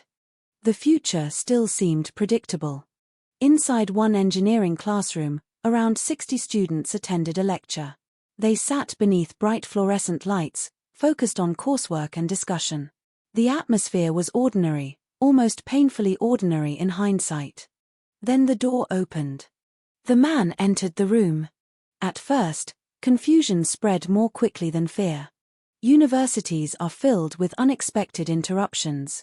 A visitor entering a classroom was not unusual. Few people immediately recognized danger. Then they noticed the rifle. The mood changed instantly. Attention shifted. Conversations stopped. The room became tense. What happened next would become one of the defining moments of the entire tragedy. The gunman ordered the students to stop what they were doing. Then he instructed the men and women to separate. At first, many struggled to understand what was happening. Some thought it might be a bizarre prank. Others assumed there must be some explanation they were missing. But the weapon left little room for comfort. Slowly, students complied. Men moved to one side. Women moved to the other. Fear spread through the classroom. A fear that was still searching for meaning. A fear that had not yet fully understood what it was facing. The gunman then ordered the male students to leave. The command created confusion. Some hesitated. Some looked toward the women. Others looked toward the exits. Eventually, they obeyed. One by one, the men left the room. Many later described feelings that would haunt them for years. Disbelief. Confusion. Guilt. The inability to understand why they were being separated. The inability to understand what would happen next. Within moments, only the women remained. Then the gunman revealed his motive. He announced his hatred toward feminism. He blamed women for the frustrations and failures he believed had defined his life. In his mind, the women standing before him were not individuals. They were symbols. Representatives of an imagined enemy he had constructed over years of resentment. That transformation is one of the most dangerous aspects of ideological hatred. It strips away humanity. It replaces people with categories, names with labels, lives with targets. The students standing before him were not responsible for his problems. They had never met him. They knew nothing about him. Yet in his distorted worldview, their existence alone justified violence. Moments later, he opened fire. Panic erupted instantly. The ordinary classroom vanished. In its place came terror. Students screamed. Some attempted to hide. Others dropped to the floor. The carefully structured environment of higher education transformed into chaos. Within moments, lives were lost. Others were forever changed. The sound of gunfire echoed through the building. Students in nearby rooms froze. Some initially struggled to identify the noise. Universities are noisy places. Doors slam. Equipment operates. Construction sounds travel through walls. But as the sounds continued, uncertainty became alarm. Alarm became fear. Fear became panic. The gunman left the first classroom and continued moving through the building. What followed was not random. That distinction is important. The attack specifically targeted women. As he moved through corridors and common areas, he searched for female victims. Students encountered scenes that seemed impossible to process. People ran through hallways seeking safety. Others hid beneath desks. Some barricaded doors. Many had little information. Only fragments. Gunshots. Screams. Rumors. The human brain searches desperately for explanations during emergencies. People tried to understand what was happening while events unfolded around them. Every second felt uncertain. Every decision felt critical. Throughout the school, fear spread faster than information. Some students believed there might be multiple attackers. Others thought an accident had occurred. Many simply knew that danger was somewhere nearby. The hallways that had felt familiar only minutes earlier now seemed threatening and unpredictable. Doors became barriers. Corners became risks. Every sound carried new meaning. Witnesses later described the surreal nature of those moments. The inability to comprehend that such violence was occurring inside a university. The disbelief that ordinary academic spaces had become scenes of horror. The feeling that reality itself had fractured. Meanwhile, the attack continued. The gunman moved through different areas of the school, firing repeatedly. Students and staff encountered impossible choices. Run. Hide. Help others. Search for exits. Protect friends. Every person responded differently. There was no script. No preparation. No certainty. Only instinct. Only survival. Many demonstrated extraordinary courage. Some warned others about the danger. Some helped injured classmates. Some remained with friends despite overwhelming fear. Acts of terror often reveal the worst aspects of humanity. Yet they also reveal remarkable courage. Even amid panic, people attempted to protect one another. People who had entered the building expecting an ordinary evening suddenly found themselves making decisions under unimaginable pressure. Outside the school, winter continued uninterrupted. Cars drove through Montreal streets. Families prepared dinner. Stores remained open. For much of the city, life continued normally. Few people knew that a national tragedy was unfolding inside an engineering school. Inside the building, however, time seemed to distort. Minutes felt longer. Moments stretched endlessly. Survivors would later remember tiny details with astonishing clarity. The expression on a friend's face. A hallway light. A classroom door. The sensation of fear. Trauma often burns memories into the mind with extraordinary precision.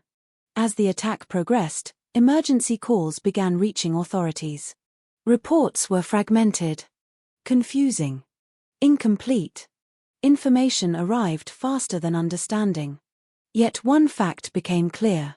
Something terrible was happening. Back inside the school, the violence continued. The gunman moved through areas where students had gathered only moments earlier to study, socialize, and prepare for exams. Places associated with learning became associated with survival. Places associated with ambition became associated with fear. The contrast remains one of the most haunting aspects of the massacre. Universities symbolize hope. They symbolize progress. They symbolize possibility. The attack sought to destroy those very ideas. Not merely through physical violence, but through ideological hatred. The victims had been targeted because they represented something the killer resented. Women pursuing education. Women entering professional fields. Women creating futures for themselves. The attack was not simply a crime. It was an assault on the idea that those women belonged where they were. That fact would shape how Canada remembered the tragedy for decades to come. Eventually, after moving through the building and carrying out the attack, the gunman entered another room. The violence that had begun minutes earlier approached its conclusion. The terror that had spread through the school was nearing its end. But the consequences were only beginning. When the gunfire finally stopped, an unnatural silence settled over parts of the building. The silence that follows catastrophe. The silence that arrives when people are still trying to understand what has happened. The silence before grief fully emerges. 14 women had lost their lives. Others were injured. Countless more were traumatized. An entire nation would soon learn their names. An entire nation would struggle to understand how such a tragedy had occurred. The attack itself lasted only about 20 minutes. 20 minutes. Less time than a university lecture. Less time than a commute home. Less time than an evening meal. Yet within those 20 minutes, lives were destroyed, families were shattered, and Canadian history was permanently altered. For the survivors, the attack would never truly end. The gunfire stopped. The killer died. The immediate danger disappeared. But memories remained. Questions remained. Grief remained. And as emergency responders rushed toward the scene and worried families began searching desperately for information, the full scale of the disaster was still unknown. The worst moments of the massacre were over. The long aftermath was about to begin. When the gunfire finally stopped, nobody inside École Polytechnique immediately understood that the nightmare was over. Fear does not disappear the moment danger ends. It lingers. It hides in silence. It waits behind every unanswered question. Throughout the building, students remained frozen in classrooms, storage areas, offices, and behind locked doors. Some were lying on floors, afraid to move. Others pressed themselves against walls, listening for sounds that no longer came.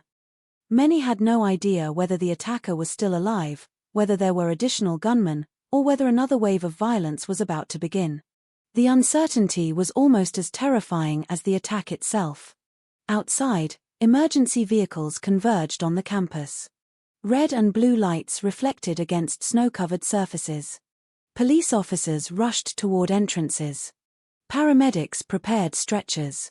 Radio traffic filled the cold evening air. Information arrived in fragments. Witnesses reported shootings. Others described multiple victims. Some accounts conflicted with one another. In the confusion of a rapidly unfolding crisis, separating fact from fear proved difficult. The first responders entering the building stepped into a scene unlike anything most of them had ever encountered. Only minutes earlier, the school had been a place of learning. Now it was a crime scene. The corridors felt different. The atmosphere felt different. The familiar architecture of classrooms and hallways seemed transformed by what had occurred within them. As officers moved cautiously through the building, they encountered signs of panic everywhere. Abandoned backpacks. Books scattered across floors. Open notebooks left behind in classrooms. Personal belongings dropped during desperate attempts to escape. The objects themselves appeared ordinary. Yet together they told a story of sudden terror. A story interrupted in mid-sentence. One of the most haunting aspects of mass casualty events is the evidence of everyday life left frozen in place. A cup of coffee that would never be finished. A calculator resting on a desk. A winter coat hanging on the back of a chair. The details remind investigators that moments before the violence began, people had been living normal lives. Studying. Planning. Thinking about tomorrow. As police continued searching the building, they eventually located the attacker. The threat had ended. But confirmation brought little relief. The devastation surrounding them was already irreversible. Elsewhere inside the school, emergency medical teams began reaching victims.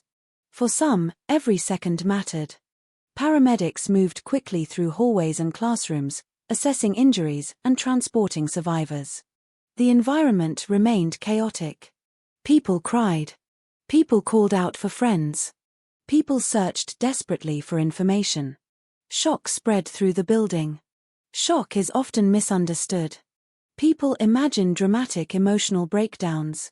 In reality, shock frequently appears as silence, as numbness, as confusion. Many survivors later described feeling detached from reality. The human brain sometimes struggles to process overwhelming trauma in real time. Events become fragmented. Sounds feel distant. Minutes feel unreal. Some students found themselves staring blankly at walls. Others repeated the same questions over and over. Some focused on helping classmates because action felt easier than comprehension. Meanwhile, outside the school, another tragedy was beginning to unfold. Families started receiving phone calls. News reports interrupted normal programming. Rumors spread across Montreal. Parents attempted to contact daughters. Friends searched for information. Loved ones rushed toward hospitals. The waiting began. For many families, those hours would become some of the longest of their lives. They existed in a painful space between hope and fear. A space filled with uncertainty. Every ringing telephone carried possibility. Every update carried dread. Every passing minute felt unbearable. Inside the engineering school, investigators gradually pieced together what had happened. Witness statements revealed a horrifying pattern. This had not been random violence. The attack had been deliberate, targeted. The women inside the school had been singled out because they were women. That realization added another layer of horror to an already devastating event. Investigators are trained to search for motive. They look for connections, relationships, triggers, explanations. In many homicide cases, the victim and offender know one another. There is a history, a dispute, a personal conflict. Here, investigators encountered something different. The victims had not been targeted as individuals. Most had never met the attacker. The violence emerged from ideology rather than personal relationships. That distinction would become central to understanding the massacre. As the night progressed, crime scene investigators began the painstaking work of documenting every detail. Photographs, measurements, physical evidence. The process was methodical, careful, necessary. Every piece of information mattered. Every observation helped reconstruct the timeline. Investigators moved through classrooms and hallways, attempting to understand exactly how the attack unfolded. Where had the gunman entered? Which route had he taken? How long had he remained in each location? Which witnesses saw critical moments? Questions multiplied rapidly. Answers arrived slowly. Crime scenes often tell stories. Not through words, but through patterns, positions, movements, evidence. At École Polytechnique, the story that emerged was one of calculated hatred unleashed within a matter of minutes. The attacker's path through the building revealed purpose, intent, selection. Investigators quickly recognized that understanding his motive would be essential. But first came the difficult task of identifying victims and notifying families. Few responsibilities weigh more heavily on authorities. Behind every name stands a family waiting for news. A mother. A father. A sibling. Someone hoping for reassurance. Someone praying for survival. And sometimes, someone about to receive the worst information imaginable. Throughout Montreal, doors opened to police officers carrying devastating messages. Lives changed forever in those moments. Entire futures collapsed within a single conversation. No amount of training can make such notifications easy. No words can soften their impact. The families who answered those doors had begun the day normally. Now they were entering a reality they never imagined. A reality defined by loss. At hospitals across the city, medical staff worked tirelessly to treat survivors. Some injuries were physical. Others were invisible. Trauma leaves wounds that cannot be seen on scans or X-rays. The people who escaped the building carried memories that would remain with them for decades. Many would replay the events repeatedly. The sounds. The fear. The confusion. The desperate uncertainty. Survival itself sometimes became complicated. Why did one person live while another died? Could anything have been done differently? Such questions often haunt survivors long after physical recovery begins. As midnight approached, Canada was beginning to understand the scale of the tragedy. News coverage expanded. Public reaction intensified. The nation watched in disbelief.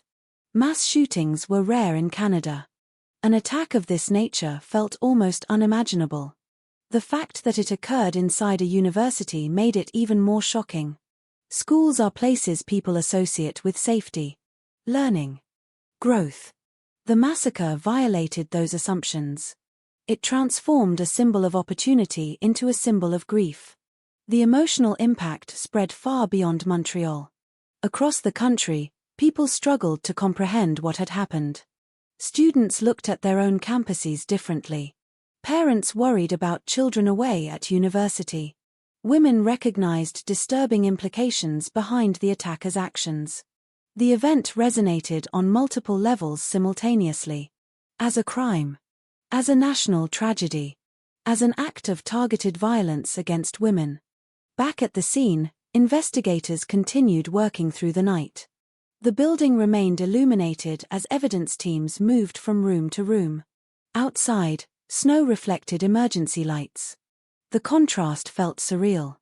The city itself remained unchanged. The weather remained unchanged. Yet for thousands of people connected to the massacre, nothing would ever feel normal again. One of the challenges investigators faced involved understanding the attacker's background. Who was he? What led him here? Why this school? Why these victims? The answers would not emerge immediately. But clues already existed. Documents. Witness observations. Personal history. Each piece would eventually contribute to a larger picture.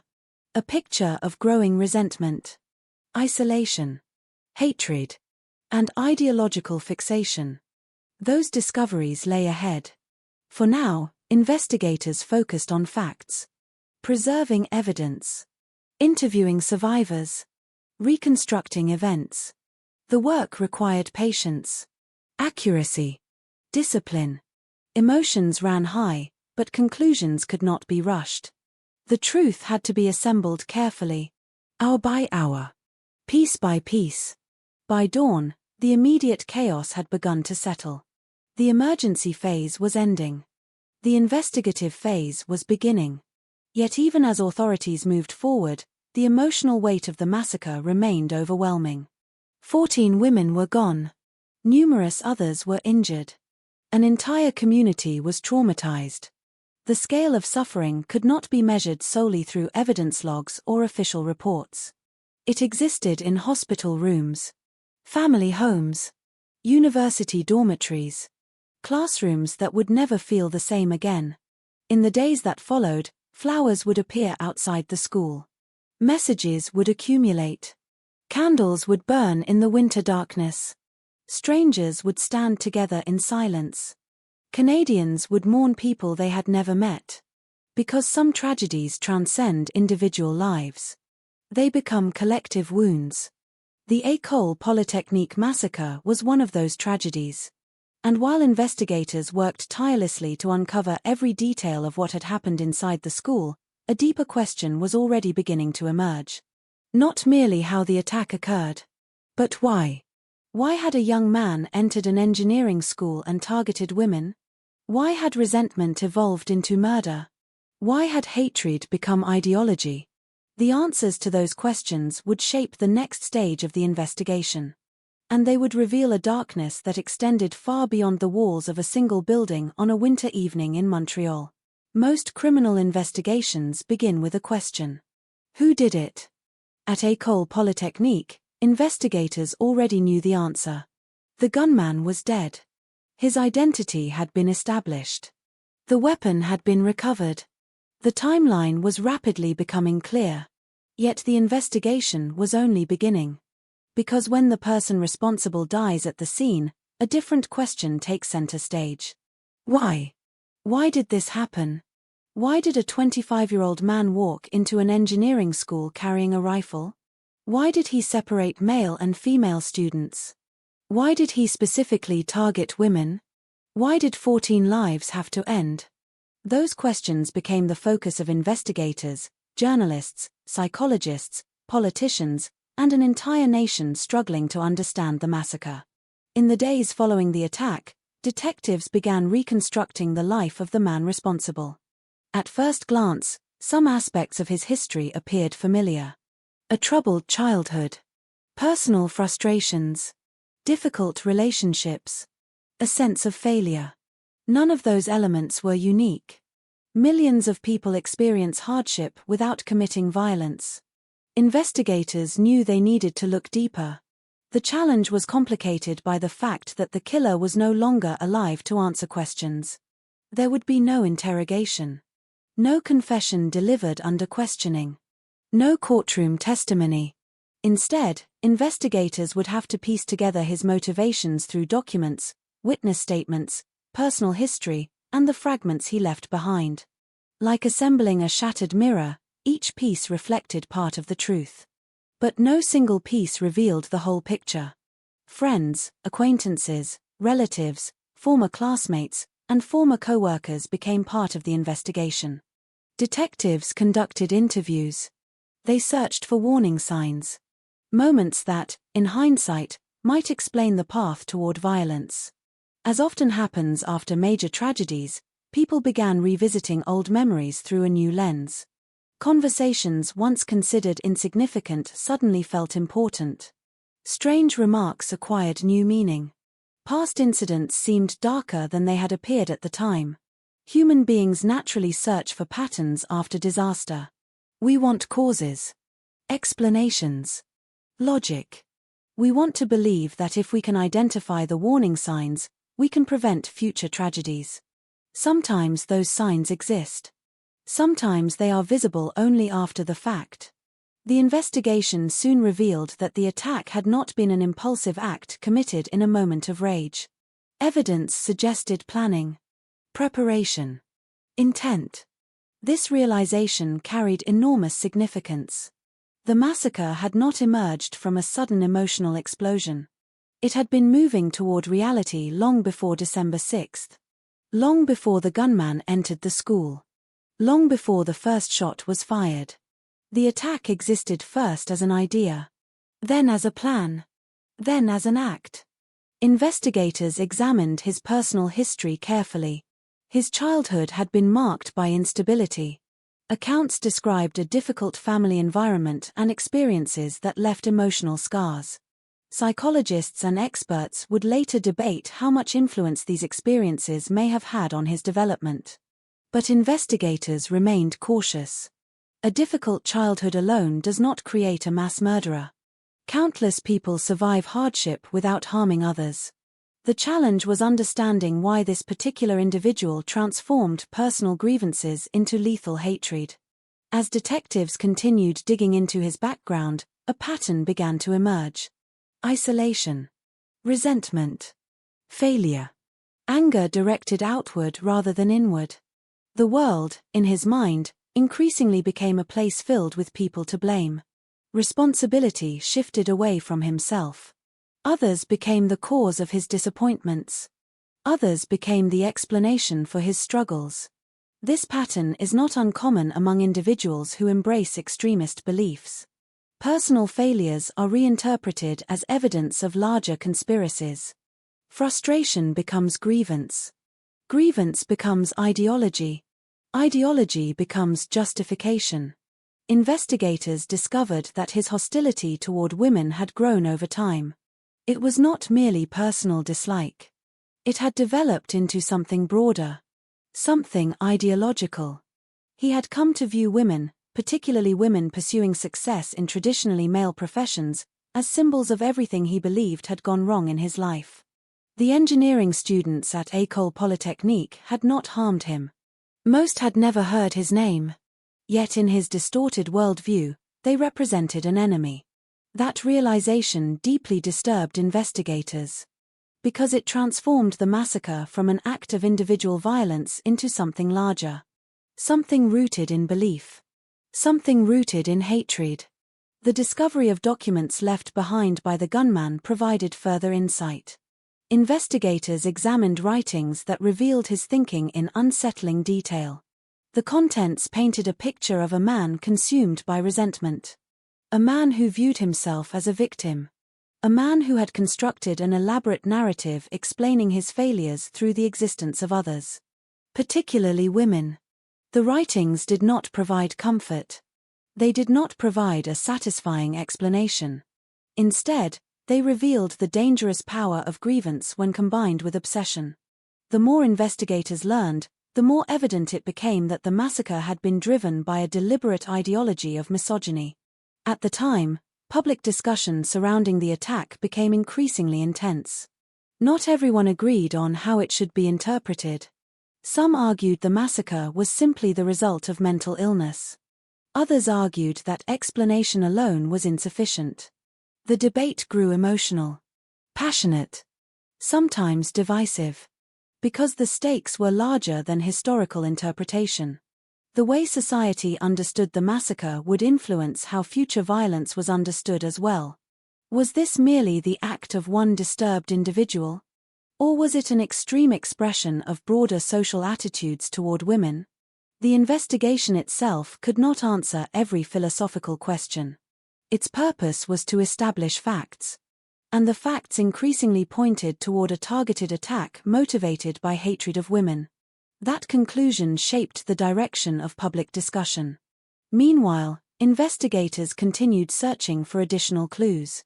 Every aspect of the gunman's life came under scrutiny. School records, employment history, relationships, personal habits. People wanted answers. The public wanted answers. Families wanted answers. Survivors wanted answers. Yet one of the painful realities of many major crimes is that complete answers rarely exist. Human behavior is complicated. Motives overlap. Psychology resists simple explanations. Investigators could identify contributing factors. They could establish patterns. They could document evidence. But no report could fully explain how a person crosses the line from resentment to murder. No document could erase the suffering caused by that decision. The investigation also explored practical questions surrounding the attack. How had he obtained the weapon? What preparations had he made? Were there warning signs that had been missed? Could intervention have occurred earlier? These questions carried important implications for public safety. Every major tragedy creates pressure to identify lessons. Not because lessons undo the past. They cannot. But because understanding failures may help prevent future loss. In the weeks following the massacre, journalists conducted extensive reporting. Experts offered opinions. Psychologists analyzed behavior. Sociologists examined social influences. Politicians discussed policy implications. The investigation expanded beyond police files and entered national conversation. The attack became more than a criminal case. It became a mirror reflecting uncomfortable questions about violence, gender, extremism, and accountability. For survivors, however, those debates often felt distant. Academic discussions could not restore lost friends. Political arguments could not erase memories.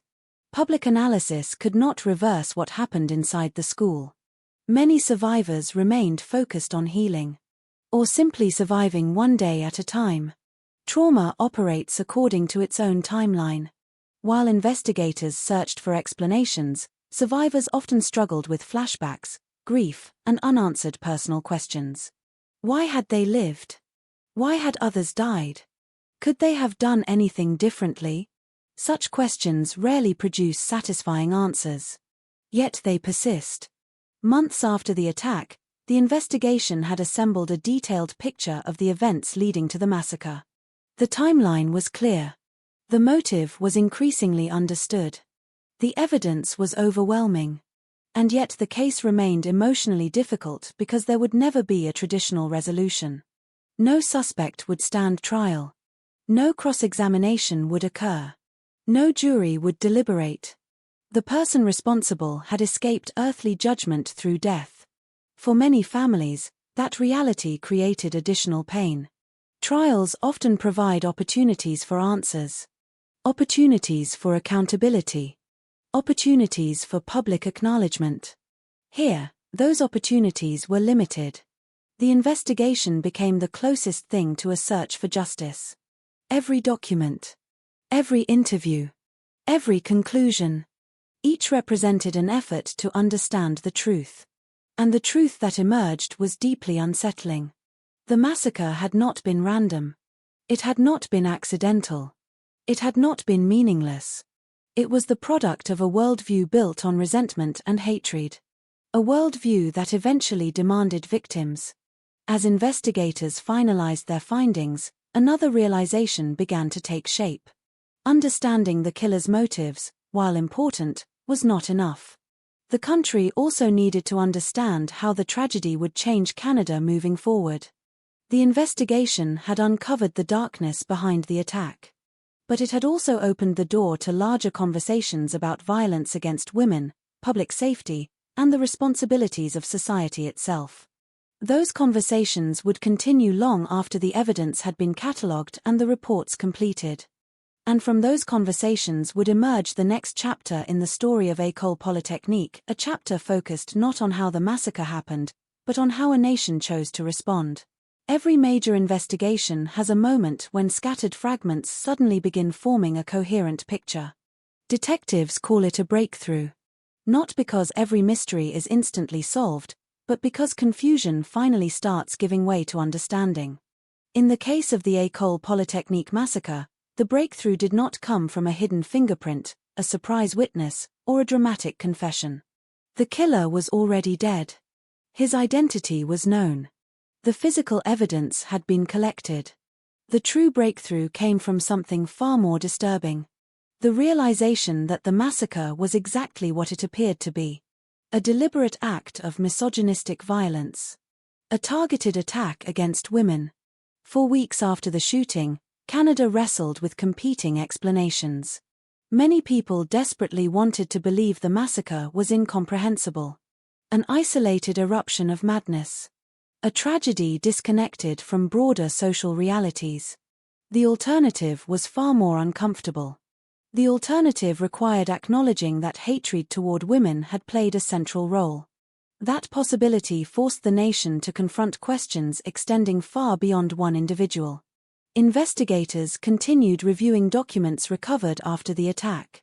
Psychological experts examined the writings left behind. Journalists analyzed statements. Researchers studied the killer's background. And gradually, a pattern emerged that became impossible to ignore. The evidence pointed repeatedly toward the same conclusion. The women at École Polytechnique had not been selected by chance. They had been selected because they were women. That distinction transformed public understanding of the case. The massacre was no longer viewed solely as a mass shooting. It became recognized as an act rooted in ideology. The breakthrough did not merely explain the crime. It changed the meaning of the crime. Throughout the investigation, authorities reconstructed the final months leading up to December 6. What they discovered painted a picture of increasing resentment. Personal disappointments had gradually hardened into hostility. Hostility had evolved into obsession. Obsession had evolved into a worldview. And that worldview demanded enemies. The engineering students became those enemies. Not because of anything they had done. Not because of personal interactions. But because they symbolized something the killer blamed for his failures. One of the most unsettling discoveries involved the degree of planning behind the attack. The evidence suggested preparation rather than spontaneity. The massacre had existed in the killer's mind before it existed in reality. That realization deeply affected investigators. Spontaneous violence can feel chaotic. Premeditated violence feels colder. More deliberate. More difficult to comprehend. The attack required decisions. Repeated decisions. Each one bringing the killer closer to the point of no return. At some stage, he acquired the weapon. At some stage, he selected the location. At some stage, he formulated the plan. At some stage, he chose not to abandon it. The breakthrough forced investigators to recognize that the massacre was not merely a story about one terrible evening. It was a story about a dangerous process. A process through which grievance transformed into ideology. Ideology transformed into dehumanization. And dehumanization transformed into murder. Meanwhile, survivors continued sharing their experiences. Each testimony added another layer to the emerging picture. Many accounts described the same chilling detail. The deliberate separation of men and women. That action became one of the clearest indicators of motive. It revealed intent, purpose, selection. The attacker's actions communicated what his words later confirmed. The women were not accidental victims. They were the intended targets. As more survivor statements were collected, investigators gained a clearer understanding of the psychological impact left behind. The trauma extended beyond physical injuries. People described recurring nightmares, sudden panic, difficulty returning to classrooms, difficulty trusting familiar spaces. Some found themselves reliving moments repeatedly. Others avoided discussing the event altogether. The mind often struggles to integrate experiences that violate every expectation of normal life. Universities are supposed to be safe. Classrooms are supposed to be safe. Educational spaces are supposed to nurture potential rather than destroy it. The massacre shattered those assumptions. For many survivors, the emotional recovery process became its own long investigation. An investigation into memory, into grief, into fear, into survival. As the broader public learned more about the killer's beliefs, another breakthrough occurred. This one did not happen inside police offices. It happened throughout Canadian society. Conversations began changing. Initially, many discussions focused primarily on the gunman himself. Who he was. What he had done. Why he had acted. Gradually, attention shifted toward larger issues. Violence against women. Gender-based hatred. The experiences of women in professional and academic environments. The social attitudes that can normalize hostility. The massacre forced these topics into public consciousness in ways that could no longer be ignored. Sometimes a breakthrough involves discovering a hidden fact. Sometimes it involves finally recognizing an obvious one. The obvious fact in this case was that 14 women had been murdered after being deliberately identified as women. Yet even obvious truths can be difficult for societies to confront. Especially when those truths challenge comfortable assumptions. Researchers, educators, and advocates increasingly examined the cultural context surrounding the tragedy. Questions emerged that had previously received less attention. How common was hostility toward women? How often were women's accomplishments dismissed? How frequently did resentment become normalized? What responsibilities did institutions have in addressing these problems? The investigation itself could not answer every social question. But it helped create the conditions for those questions to be asked. That may have been one of its most important contributions. The breakthrough expanded the conversation beyond criminal evidence. It expanded the conversation toward prevention, toward awareness, toward accountability. Families of the victims followed these developments with complex emotions. Many wanted the world to understand exactly why their daughters, sisters, and loved ones had been targeted. Reducing the massacre to random violence felt incomplete. The truth mattered. Not because it could undo the loss. Nothing could. But because accurate understanding honors victims more effectively than comforting myths. Several survivors and family members became powerful voices in the years that followed. Their efforts ensured that the victims would not disappear behind headlines. They reminded the public that the tragedy involved real people, real ambitions, real futures. The breakthrough therefore operated on two levels simultaneously. The first level was investigative. Authorities established motive with increasing confidence. The second level was societal. The public began understanding the broader significance of the attack. Those two developments reinforced one another. The more evidence emerged, the more difficult it became to dismiss the ideological nature of the crime. And the more society discussed that ideology, the more important the investigative findings became. Another crucial aspect of the breakthrough involved examining emergency response procedures. Questions emerged regarding how authorities responded to active shooter situations. At the time, such incidents were far less studied than they are today. Many police agencies around the world would later re-evaluate tactical approaches to mass casualty events. The lessons learned from École Polytechnique contributed to those discussions. Painful lessons. Lessons written in loss. But lessons nonetheless. In the months following the massacre, reports were completed. Evidence was archived. Timelines were finalized. The core facts became increasingly clear. The attack had been planned. The victims had been targeted. The motive had been ideological. The consequences had been catastrophic. Yet perhaps the most significant breakthrough of all was understanding that the tragedy could not be confined to the past. It was not merely a historical event. Its implications extended into the future. Into policy debates. Into educational environments. Into conversations about equality and violence. Into the lives of survivors. Into the memories of families. The massacre became a warning. A warning about the dangers of grievance left unchecked.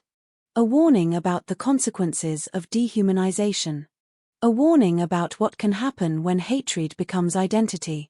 As Canada moved forward, the investigation gradually transitioned from active inquiry into historical record. The mystery had been solved as completely as circumstances allowed.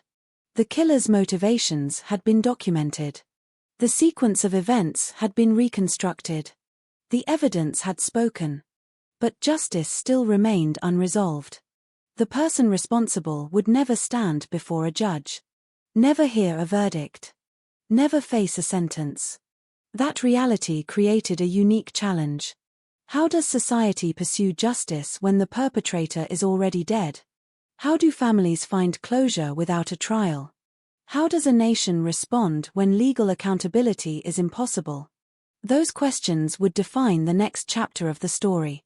Because while the investigation had uncovered the truth, truth alone could not satisfy the need for justice. And so the focus began shifting away from evidence and toward legacy. Away from motive and toward consequence. Away from the killer and toward the people he tried to silence. The breakthrough had revealed what happened and why. The next challenge was determining what would happen next. How Canada would remember. How Canada would respond. And whether the deaths of 14 women could inspire changes powerful enough to ensure that their stories would never be forgotten. In most true crime stories, this is the chapter where a courtroom finally comes into view. The chapter where prosecutors organize evidence, where defense attorneys prepare arguments, where jurors listen to testimony, where a judge eventually delivers a sentence. The structure is familiar because it satisfies something deeply human. We want accountability. We want a public reckoning. We want to see the person responsible confronted by the consequences of their actions. Justice, in its most recognizable form, usually takes place inside a courtroom. But the story of École Polytechnique refused to follow that pattern. There would be no dramatic trial. No cross-examinations. No guilty verdict. No sentencing hearing. The man responsible for the massacre had taken his own life before police reached him. In a legal sense, the case was already over. In an emotional sense, it had barely begun. For the families of the victims, this created a painful contradiction. The truth had been established. The identity of the killer was known. The motive was increasingly understood. Yet the person responsible would never be forced to sit in a courtroom and hear the names of the women whose lives he had destroyed. He would never be required to face grieving parents. Never be confronted by survivors. Never experience the long process of public accountability that often follows major crimes. That absence left a wound of its own. Because trials serve purposes beyond determining guilt. They create a public record. They allow victims to be heard.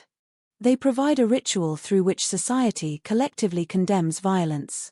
When no trial occurs, many people feel as though a crucial chapter has been stolen. The families of the 14 women carried that burden. Many struggled with the reality that there would be no legal confrontation. No opportunity to witness justice delivered in its traditional form. The killer had denied them that as well. In the weeks and months following the massacre, attention shifted toward official investigations, public inquiries, policy discussions, and memorial proceedings. These became the closest equivalent to a courtroom process. Instead of a criminal trial examining guilt, there were investigations examining truth. Instead of a sentence, there were recommendations. Instead of legal closure, there was collective reflection. Yet even as officials compiled reports and experts analyzed evidence, grief remained the dominant force. Across Canada, memorial services drew enormous crowds. People gathered in churches, in auditoriums, in public spaces. Candles flickered against winter darkness. Flowers accumulated beneath photographs. Names were spoken aloud. The country mourned. Not only because 14 women had been murdered, but because the attack seemed to strike at something fundamental. The idea that education represented safety. The idea that progress moved only forward. The idea that hatred of this magnitude belonged somewhere else. Somewhere far away. Somewhere distant from modern Canadian society. The massacre shattered those assumptions. During memorial ceremonies, family members faced an impossible task. How does one summarize a life that ended too soon? How does one describe a daughter in a few minutes? How does one capture an entire future that no longer exists? Parents spoke about childhood memories, academic achievements, personality traits, dreams. The stories varied, but certain themes appeared repeatedly. Intelligence, determination, kindness, ambition, potential. Again and again, listeners were reminded that the victims were not abstractions. They were human beings. Young women whose lives extended far beyond the circumstances of their deaths. For survivors, the search for justice took a different form. Many understood that no legal proceeding could erase what they had experienced. No punishment could restore lost friends. No verdict could undo trauma.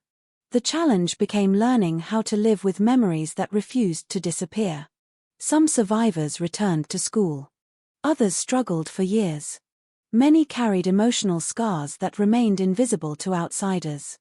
Trauma rarely follows a predictable schedule. Some wounds heal gradually. Others reopen unexpectedly. A sound. A date on a calendar. A familiar hallway. Any of these could trigger memories. The massacre became something survivors carried rather than something they left behind. Meanwhile, public debate intensified. Questions about firearms became central to national discussion. Could stricter regulations prevent future tragedies? Were existing laws sufficient? Had warning signs been missed? The massacre transformed these questions from abstract policy discussions into urgent matters of public concern. Politicians faced increasing pressure to respond. Advocacy groups emerged with renewed determination.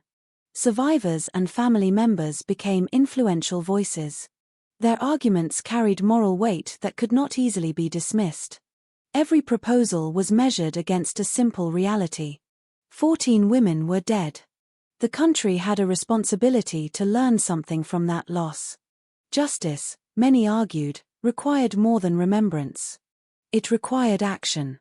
As years passed, the impact of the massacre extended into legislative conversations. Changes to firearm regulations became part of the broader legacy of the tragedy. The debates were often complex, sometimes controversial, rarely simple, but they reflected a larger truth. Societies respond to trauma by searching for ways to reduce future harm. The process is imperfect. Progress can be slow. Disagreements are inevitable. Yet the desire to prevent repetition remains powerful. Another significant aspect of the search for justice involved how the massacre itself would be remembered. Language mattered. Definitions mattered. Interpretation mattered. Some people preferred describing the attack as the act of a disturbed individual. Others insisted that description was incomplete. The evidence suggested targeted violence against women. Ignoring that reality, they argued, would distort the truth. This debate was not merely academic. The way society describes violence influences how society responds to violence. If the massacre resulted solely from individual pathology, solutions would focus narrowly on individual behavior. If it reflected broader patterns of misogyny and gender-based hatred, then the conversation needed to be larger. The families of many victims believed honesty required confronting the ideological nature of the attack. Over time, that perspective gained increasing recognition. The massacre became widely understood as an act of violence directed at women because they were women. That acknowledgement represented its own form of justice. Not legal justice. Historical justice. The truth preserved rather than diluted. The reality recognized rather than avoided. As anniversaries passed, the victims' names continued to be remembered. Memorials were established. Scholarships were created. Commemorative events became annual traditions. Each act served a common purpose: to resist forgetting, to ensure that the women remained more than victims, to preserve their identities, aspirations, and contributions. Memory became a form of accountability. Every time their stories were told, the narrative shifted away from the killer and back toward those he had attempted to erase. That shift mattered. Violence often seeks domination. It seeks control over how people are remembered. The continued remembrance of the victims represented a rejection of that control. The years following the massacre also revealed something remarkable about resilience. Not perfect resilience. Not easy resilience. But resilience nonetheless. Families continued living despite unimaginable loss. Survivors continued moving forward despite trauma.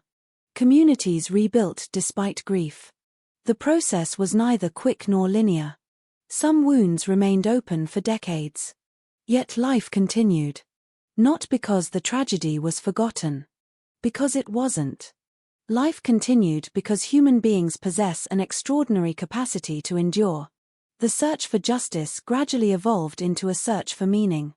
What could be learned from the massacre? How could future violence be prevented? How could society better recognize warning signs of hatred and extremism? These questions became part of the legacy. In a traditional courtroom, justice ends with a verdict. In the story of École Polytechnique, justice became an ongoing process. A process involving memory, education, advocacy, policy, Awareness. The absence of a trial forced society to pursue accountability through different means. And perhaps that is why the impact of the massacre remained so powerful. There was never a final courtroom scene. Never a moment when a judge struck a gavel and declared the story complete. Instead, the responsibility passed to the public. To educators. To lawmakers. To survivors. To future generations. The responsibility to remember. The responsibility to understand. The responsibility to ensure that the victims' lives carried meaning beyond the violence that ended them. By the time years had turned into decades, one reality had become clear. The killer had succeeded only in causing destruction. He had not succeeded in controlling the story. The story belonged to the victims. To their families. To the people who continued speaking their names. And while no courtroom ever delivered a sentence, history delivered its own judgment. The massacre became remembered not as the story of a man consumed by hatred, but as the story of 14 women whose lives, ambitions, and humanity proved far more enduring than the violence that tried to erase them. That understanding became the closest thing to justice available. And from that understanding emerged the final chapter of the story. Not a chapter about death. Not a chapter about investigation. But a chapter about memory, legacy, and the lessons left behind by one of the darkest nights in Canadian history. When a tragedy becomes history, time does something strange to it. It softens certain edges while sharpening others.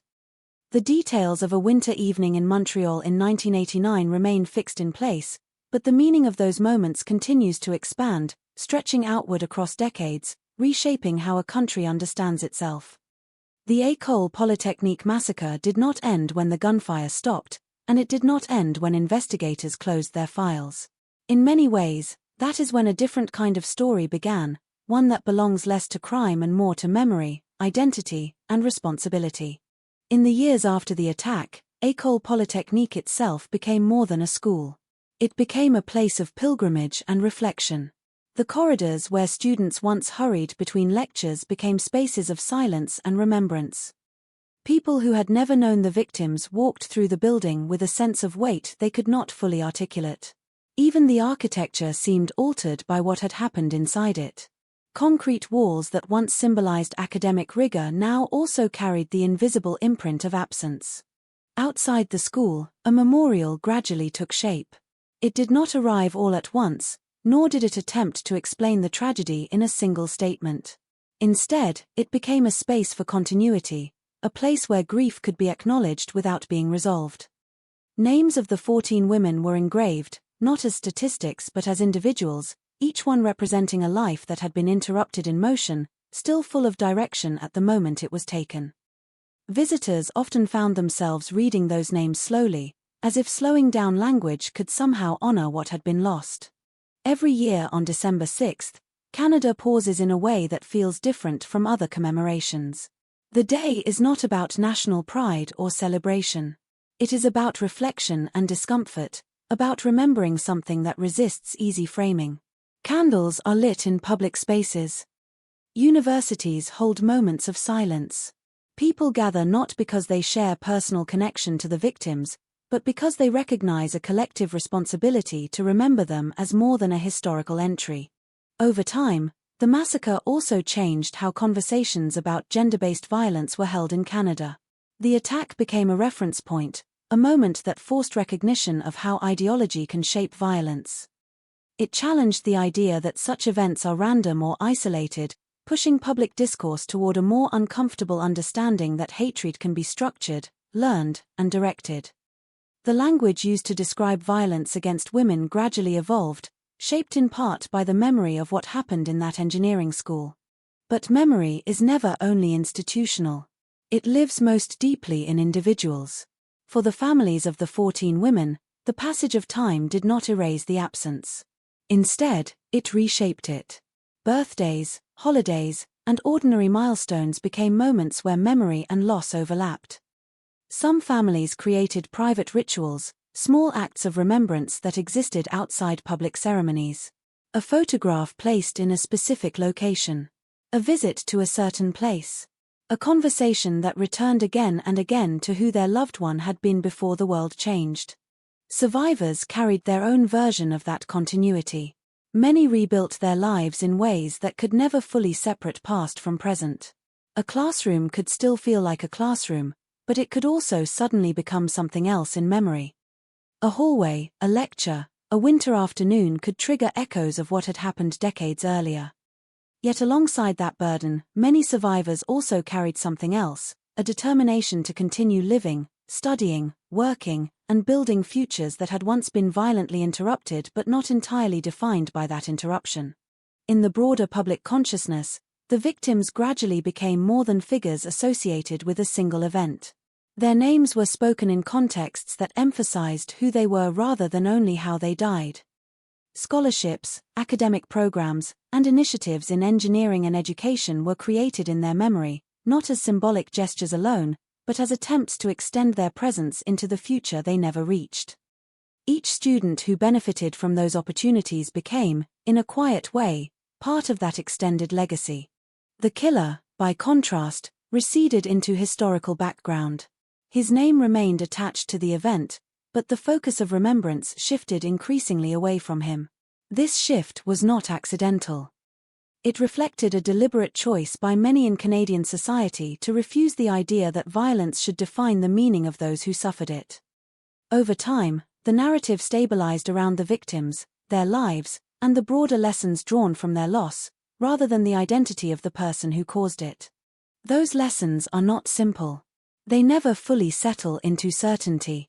One of the most difficult truths the massacre left behind is that prevention is never guaranteed. There is no single factor that explains why one individual crosses the boundary into mass violence while countless others do not.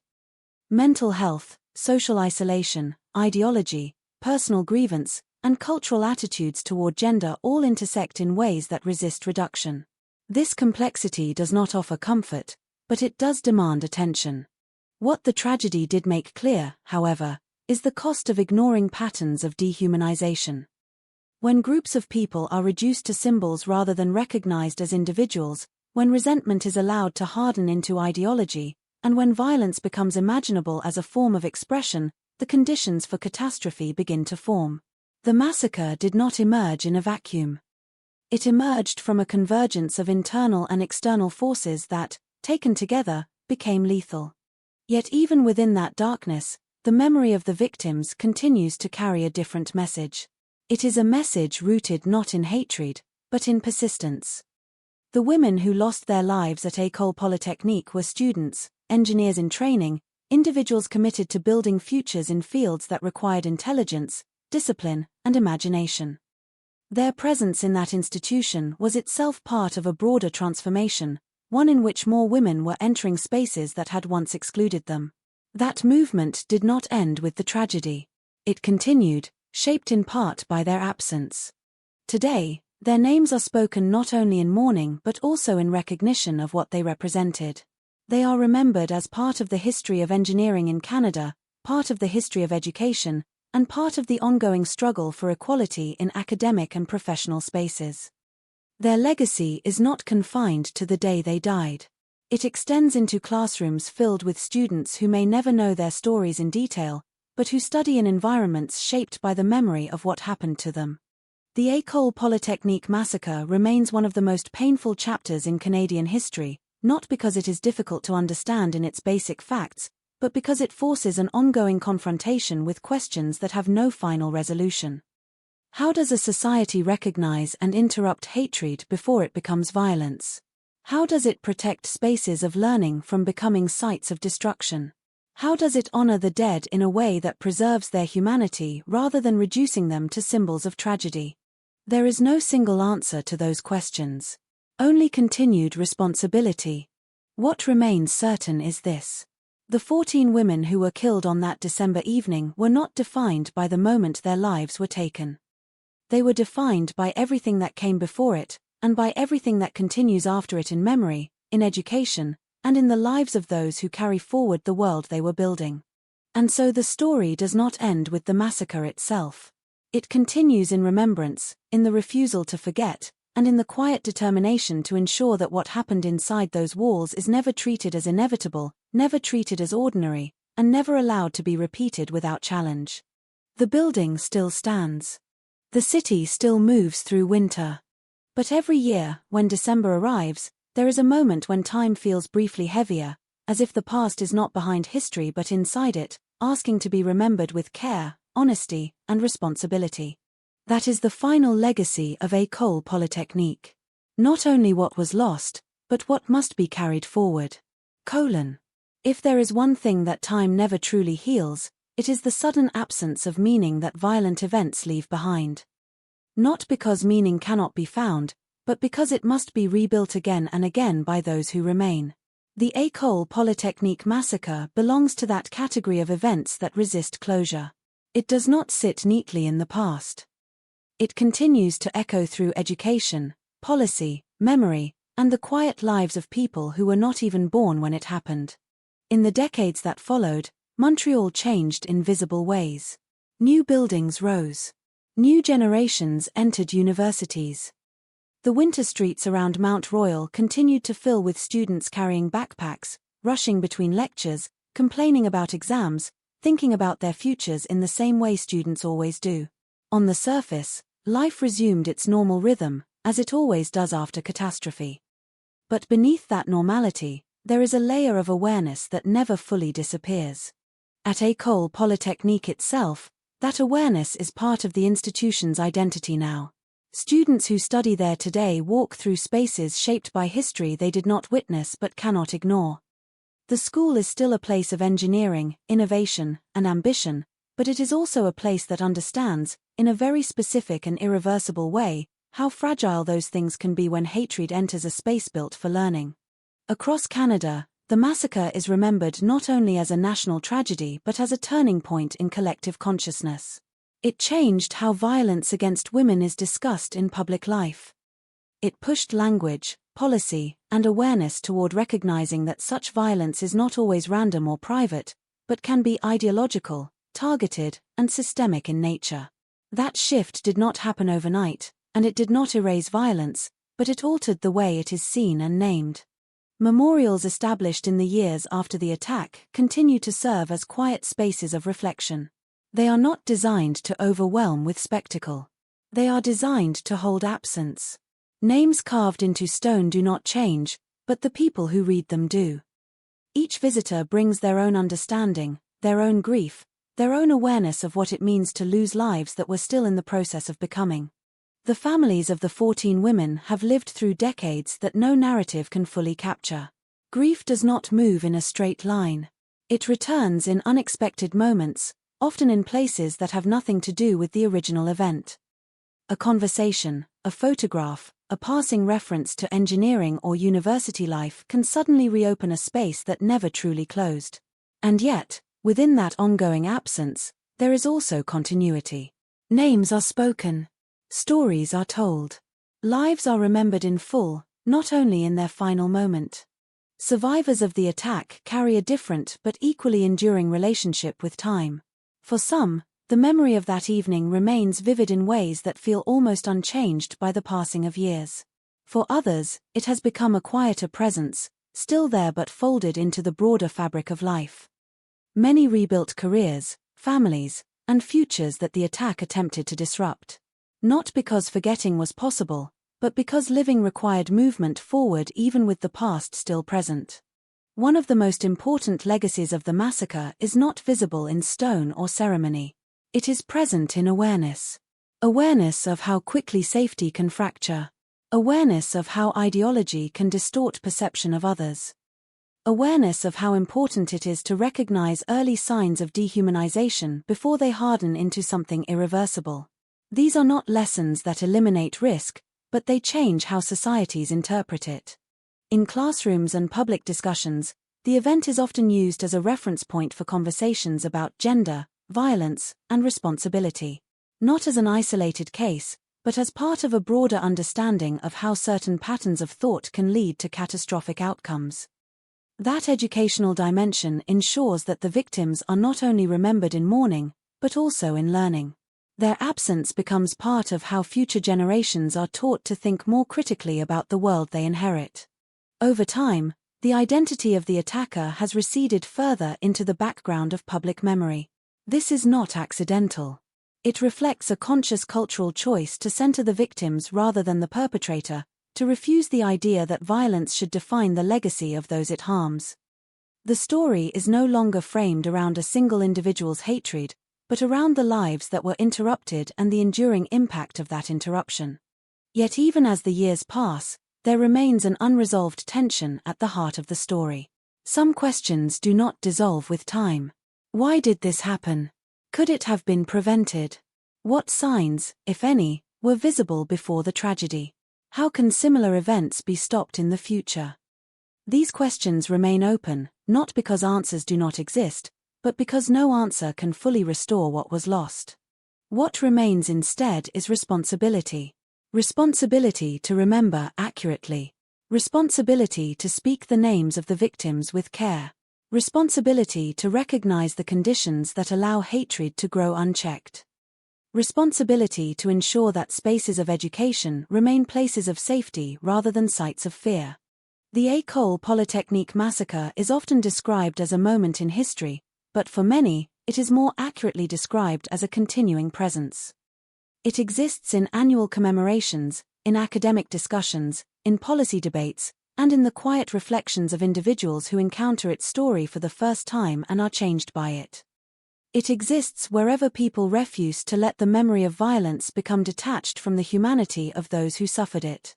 And so the final understanding of this story is not contained in the act itself, nor in the investigation that followed, nor even in the years of reflection that came after.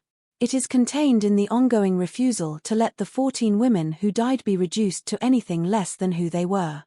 Students, daughters, friends, future engineers.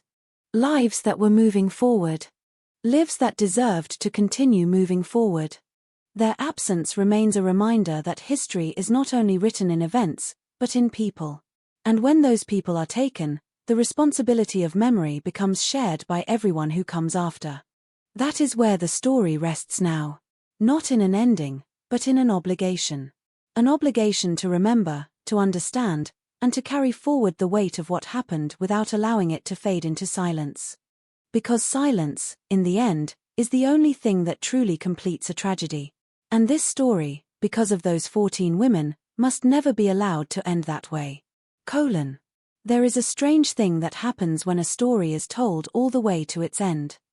The facts stop changing, but the meaning continues to shift depending on who is listening, and when they are listening, and what they bring with them into the story. The École Polytechnique massacre has been told many times, in many forms, across decades. Yet even now, it resists becoming something finished. It remains an open wound in collective memory, not because the events are unclear, but because their implications are still being processed by the world that survived them. In Montreal, the winter still arrives with the same quiet certainty it had in 1989. Snow settles on rooftops near Mount Royal, covering streets in a soft, indifferent white. Students still hurry across campuses with notebooks pressed against their chests, breath visible in cold air, thinking about deadlines and futures that feel both urgent and endless. In those moments, there is no visible connection to history. And yet history is always there, embedded in the spaces where ordinary life continues. The engineering school where the massacre took place continues to function as an academic institution, filled with lectures, research, and ambition. It is not defined solely by what happened inside it, but it is also not separate from it. Both truths exist at once. The building carries two identities layered together, one of creation and one of loss. That tension is part of its reality now, whether spoken or unspoken. For those who study the event from outside, the massacre often appears as a closed case. A defined sequence of actions that began and ended within a short span of time. But for those who live with its memory more directly, it is not closed at all. It continues to surface in anniversaries, in conversations, in academic discussions, and in the quieter moments when memory interrupts the present without warning. Time does not erase it. It simply changes the way it is carried. One of the most enduring aspects of the tragedy is the way it forced a society to confront the presence of gendered violence in a new and uncomfortable way. It was not the beginning of that violence, but it became a moment when its scale and meaning could no longer be ignored or minimized. From that point forward, conversations about safety, equality, and respect in public and educational spaces began to carry a different weight. Words like awareness and prevention gained urgency they did not previously have. Memorialization became an important part of how the story continued.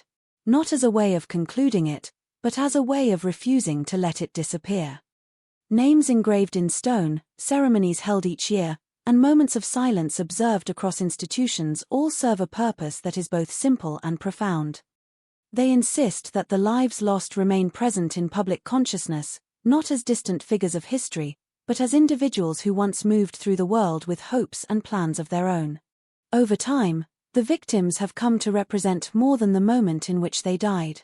They represent possibility interrupted. They represent the presence of women in fields where they had once been excluded or underrepresented. They represent the act of pursuing education in the belief that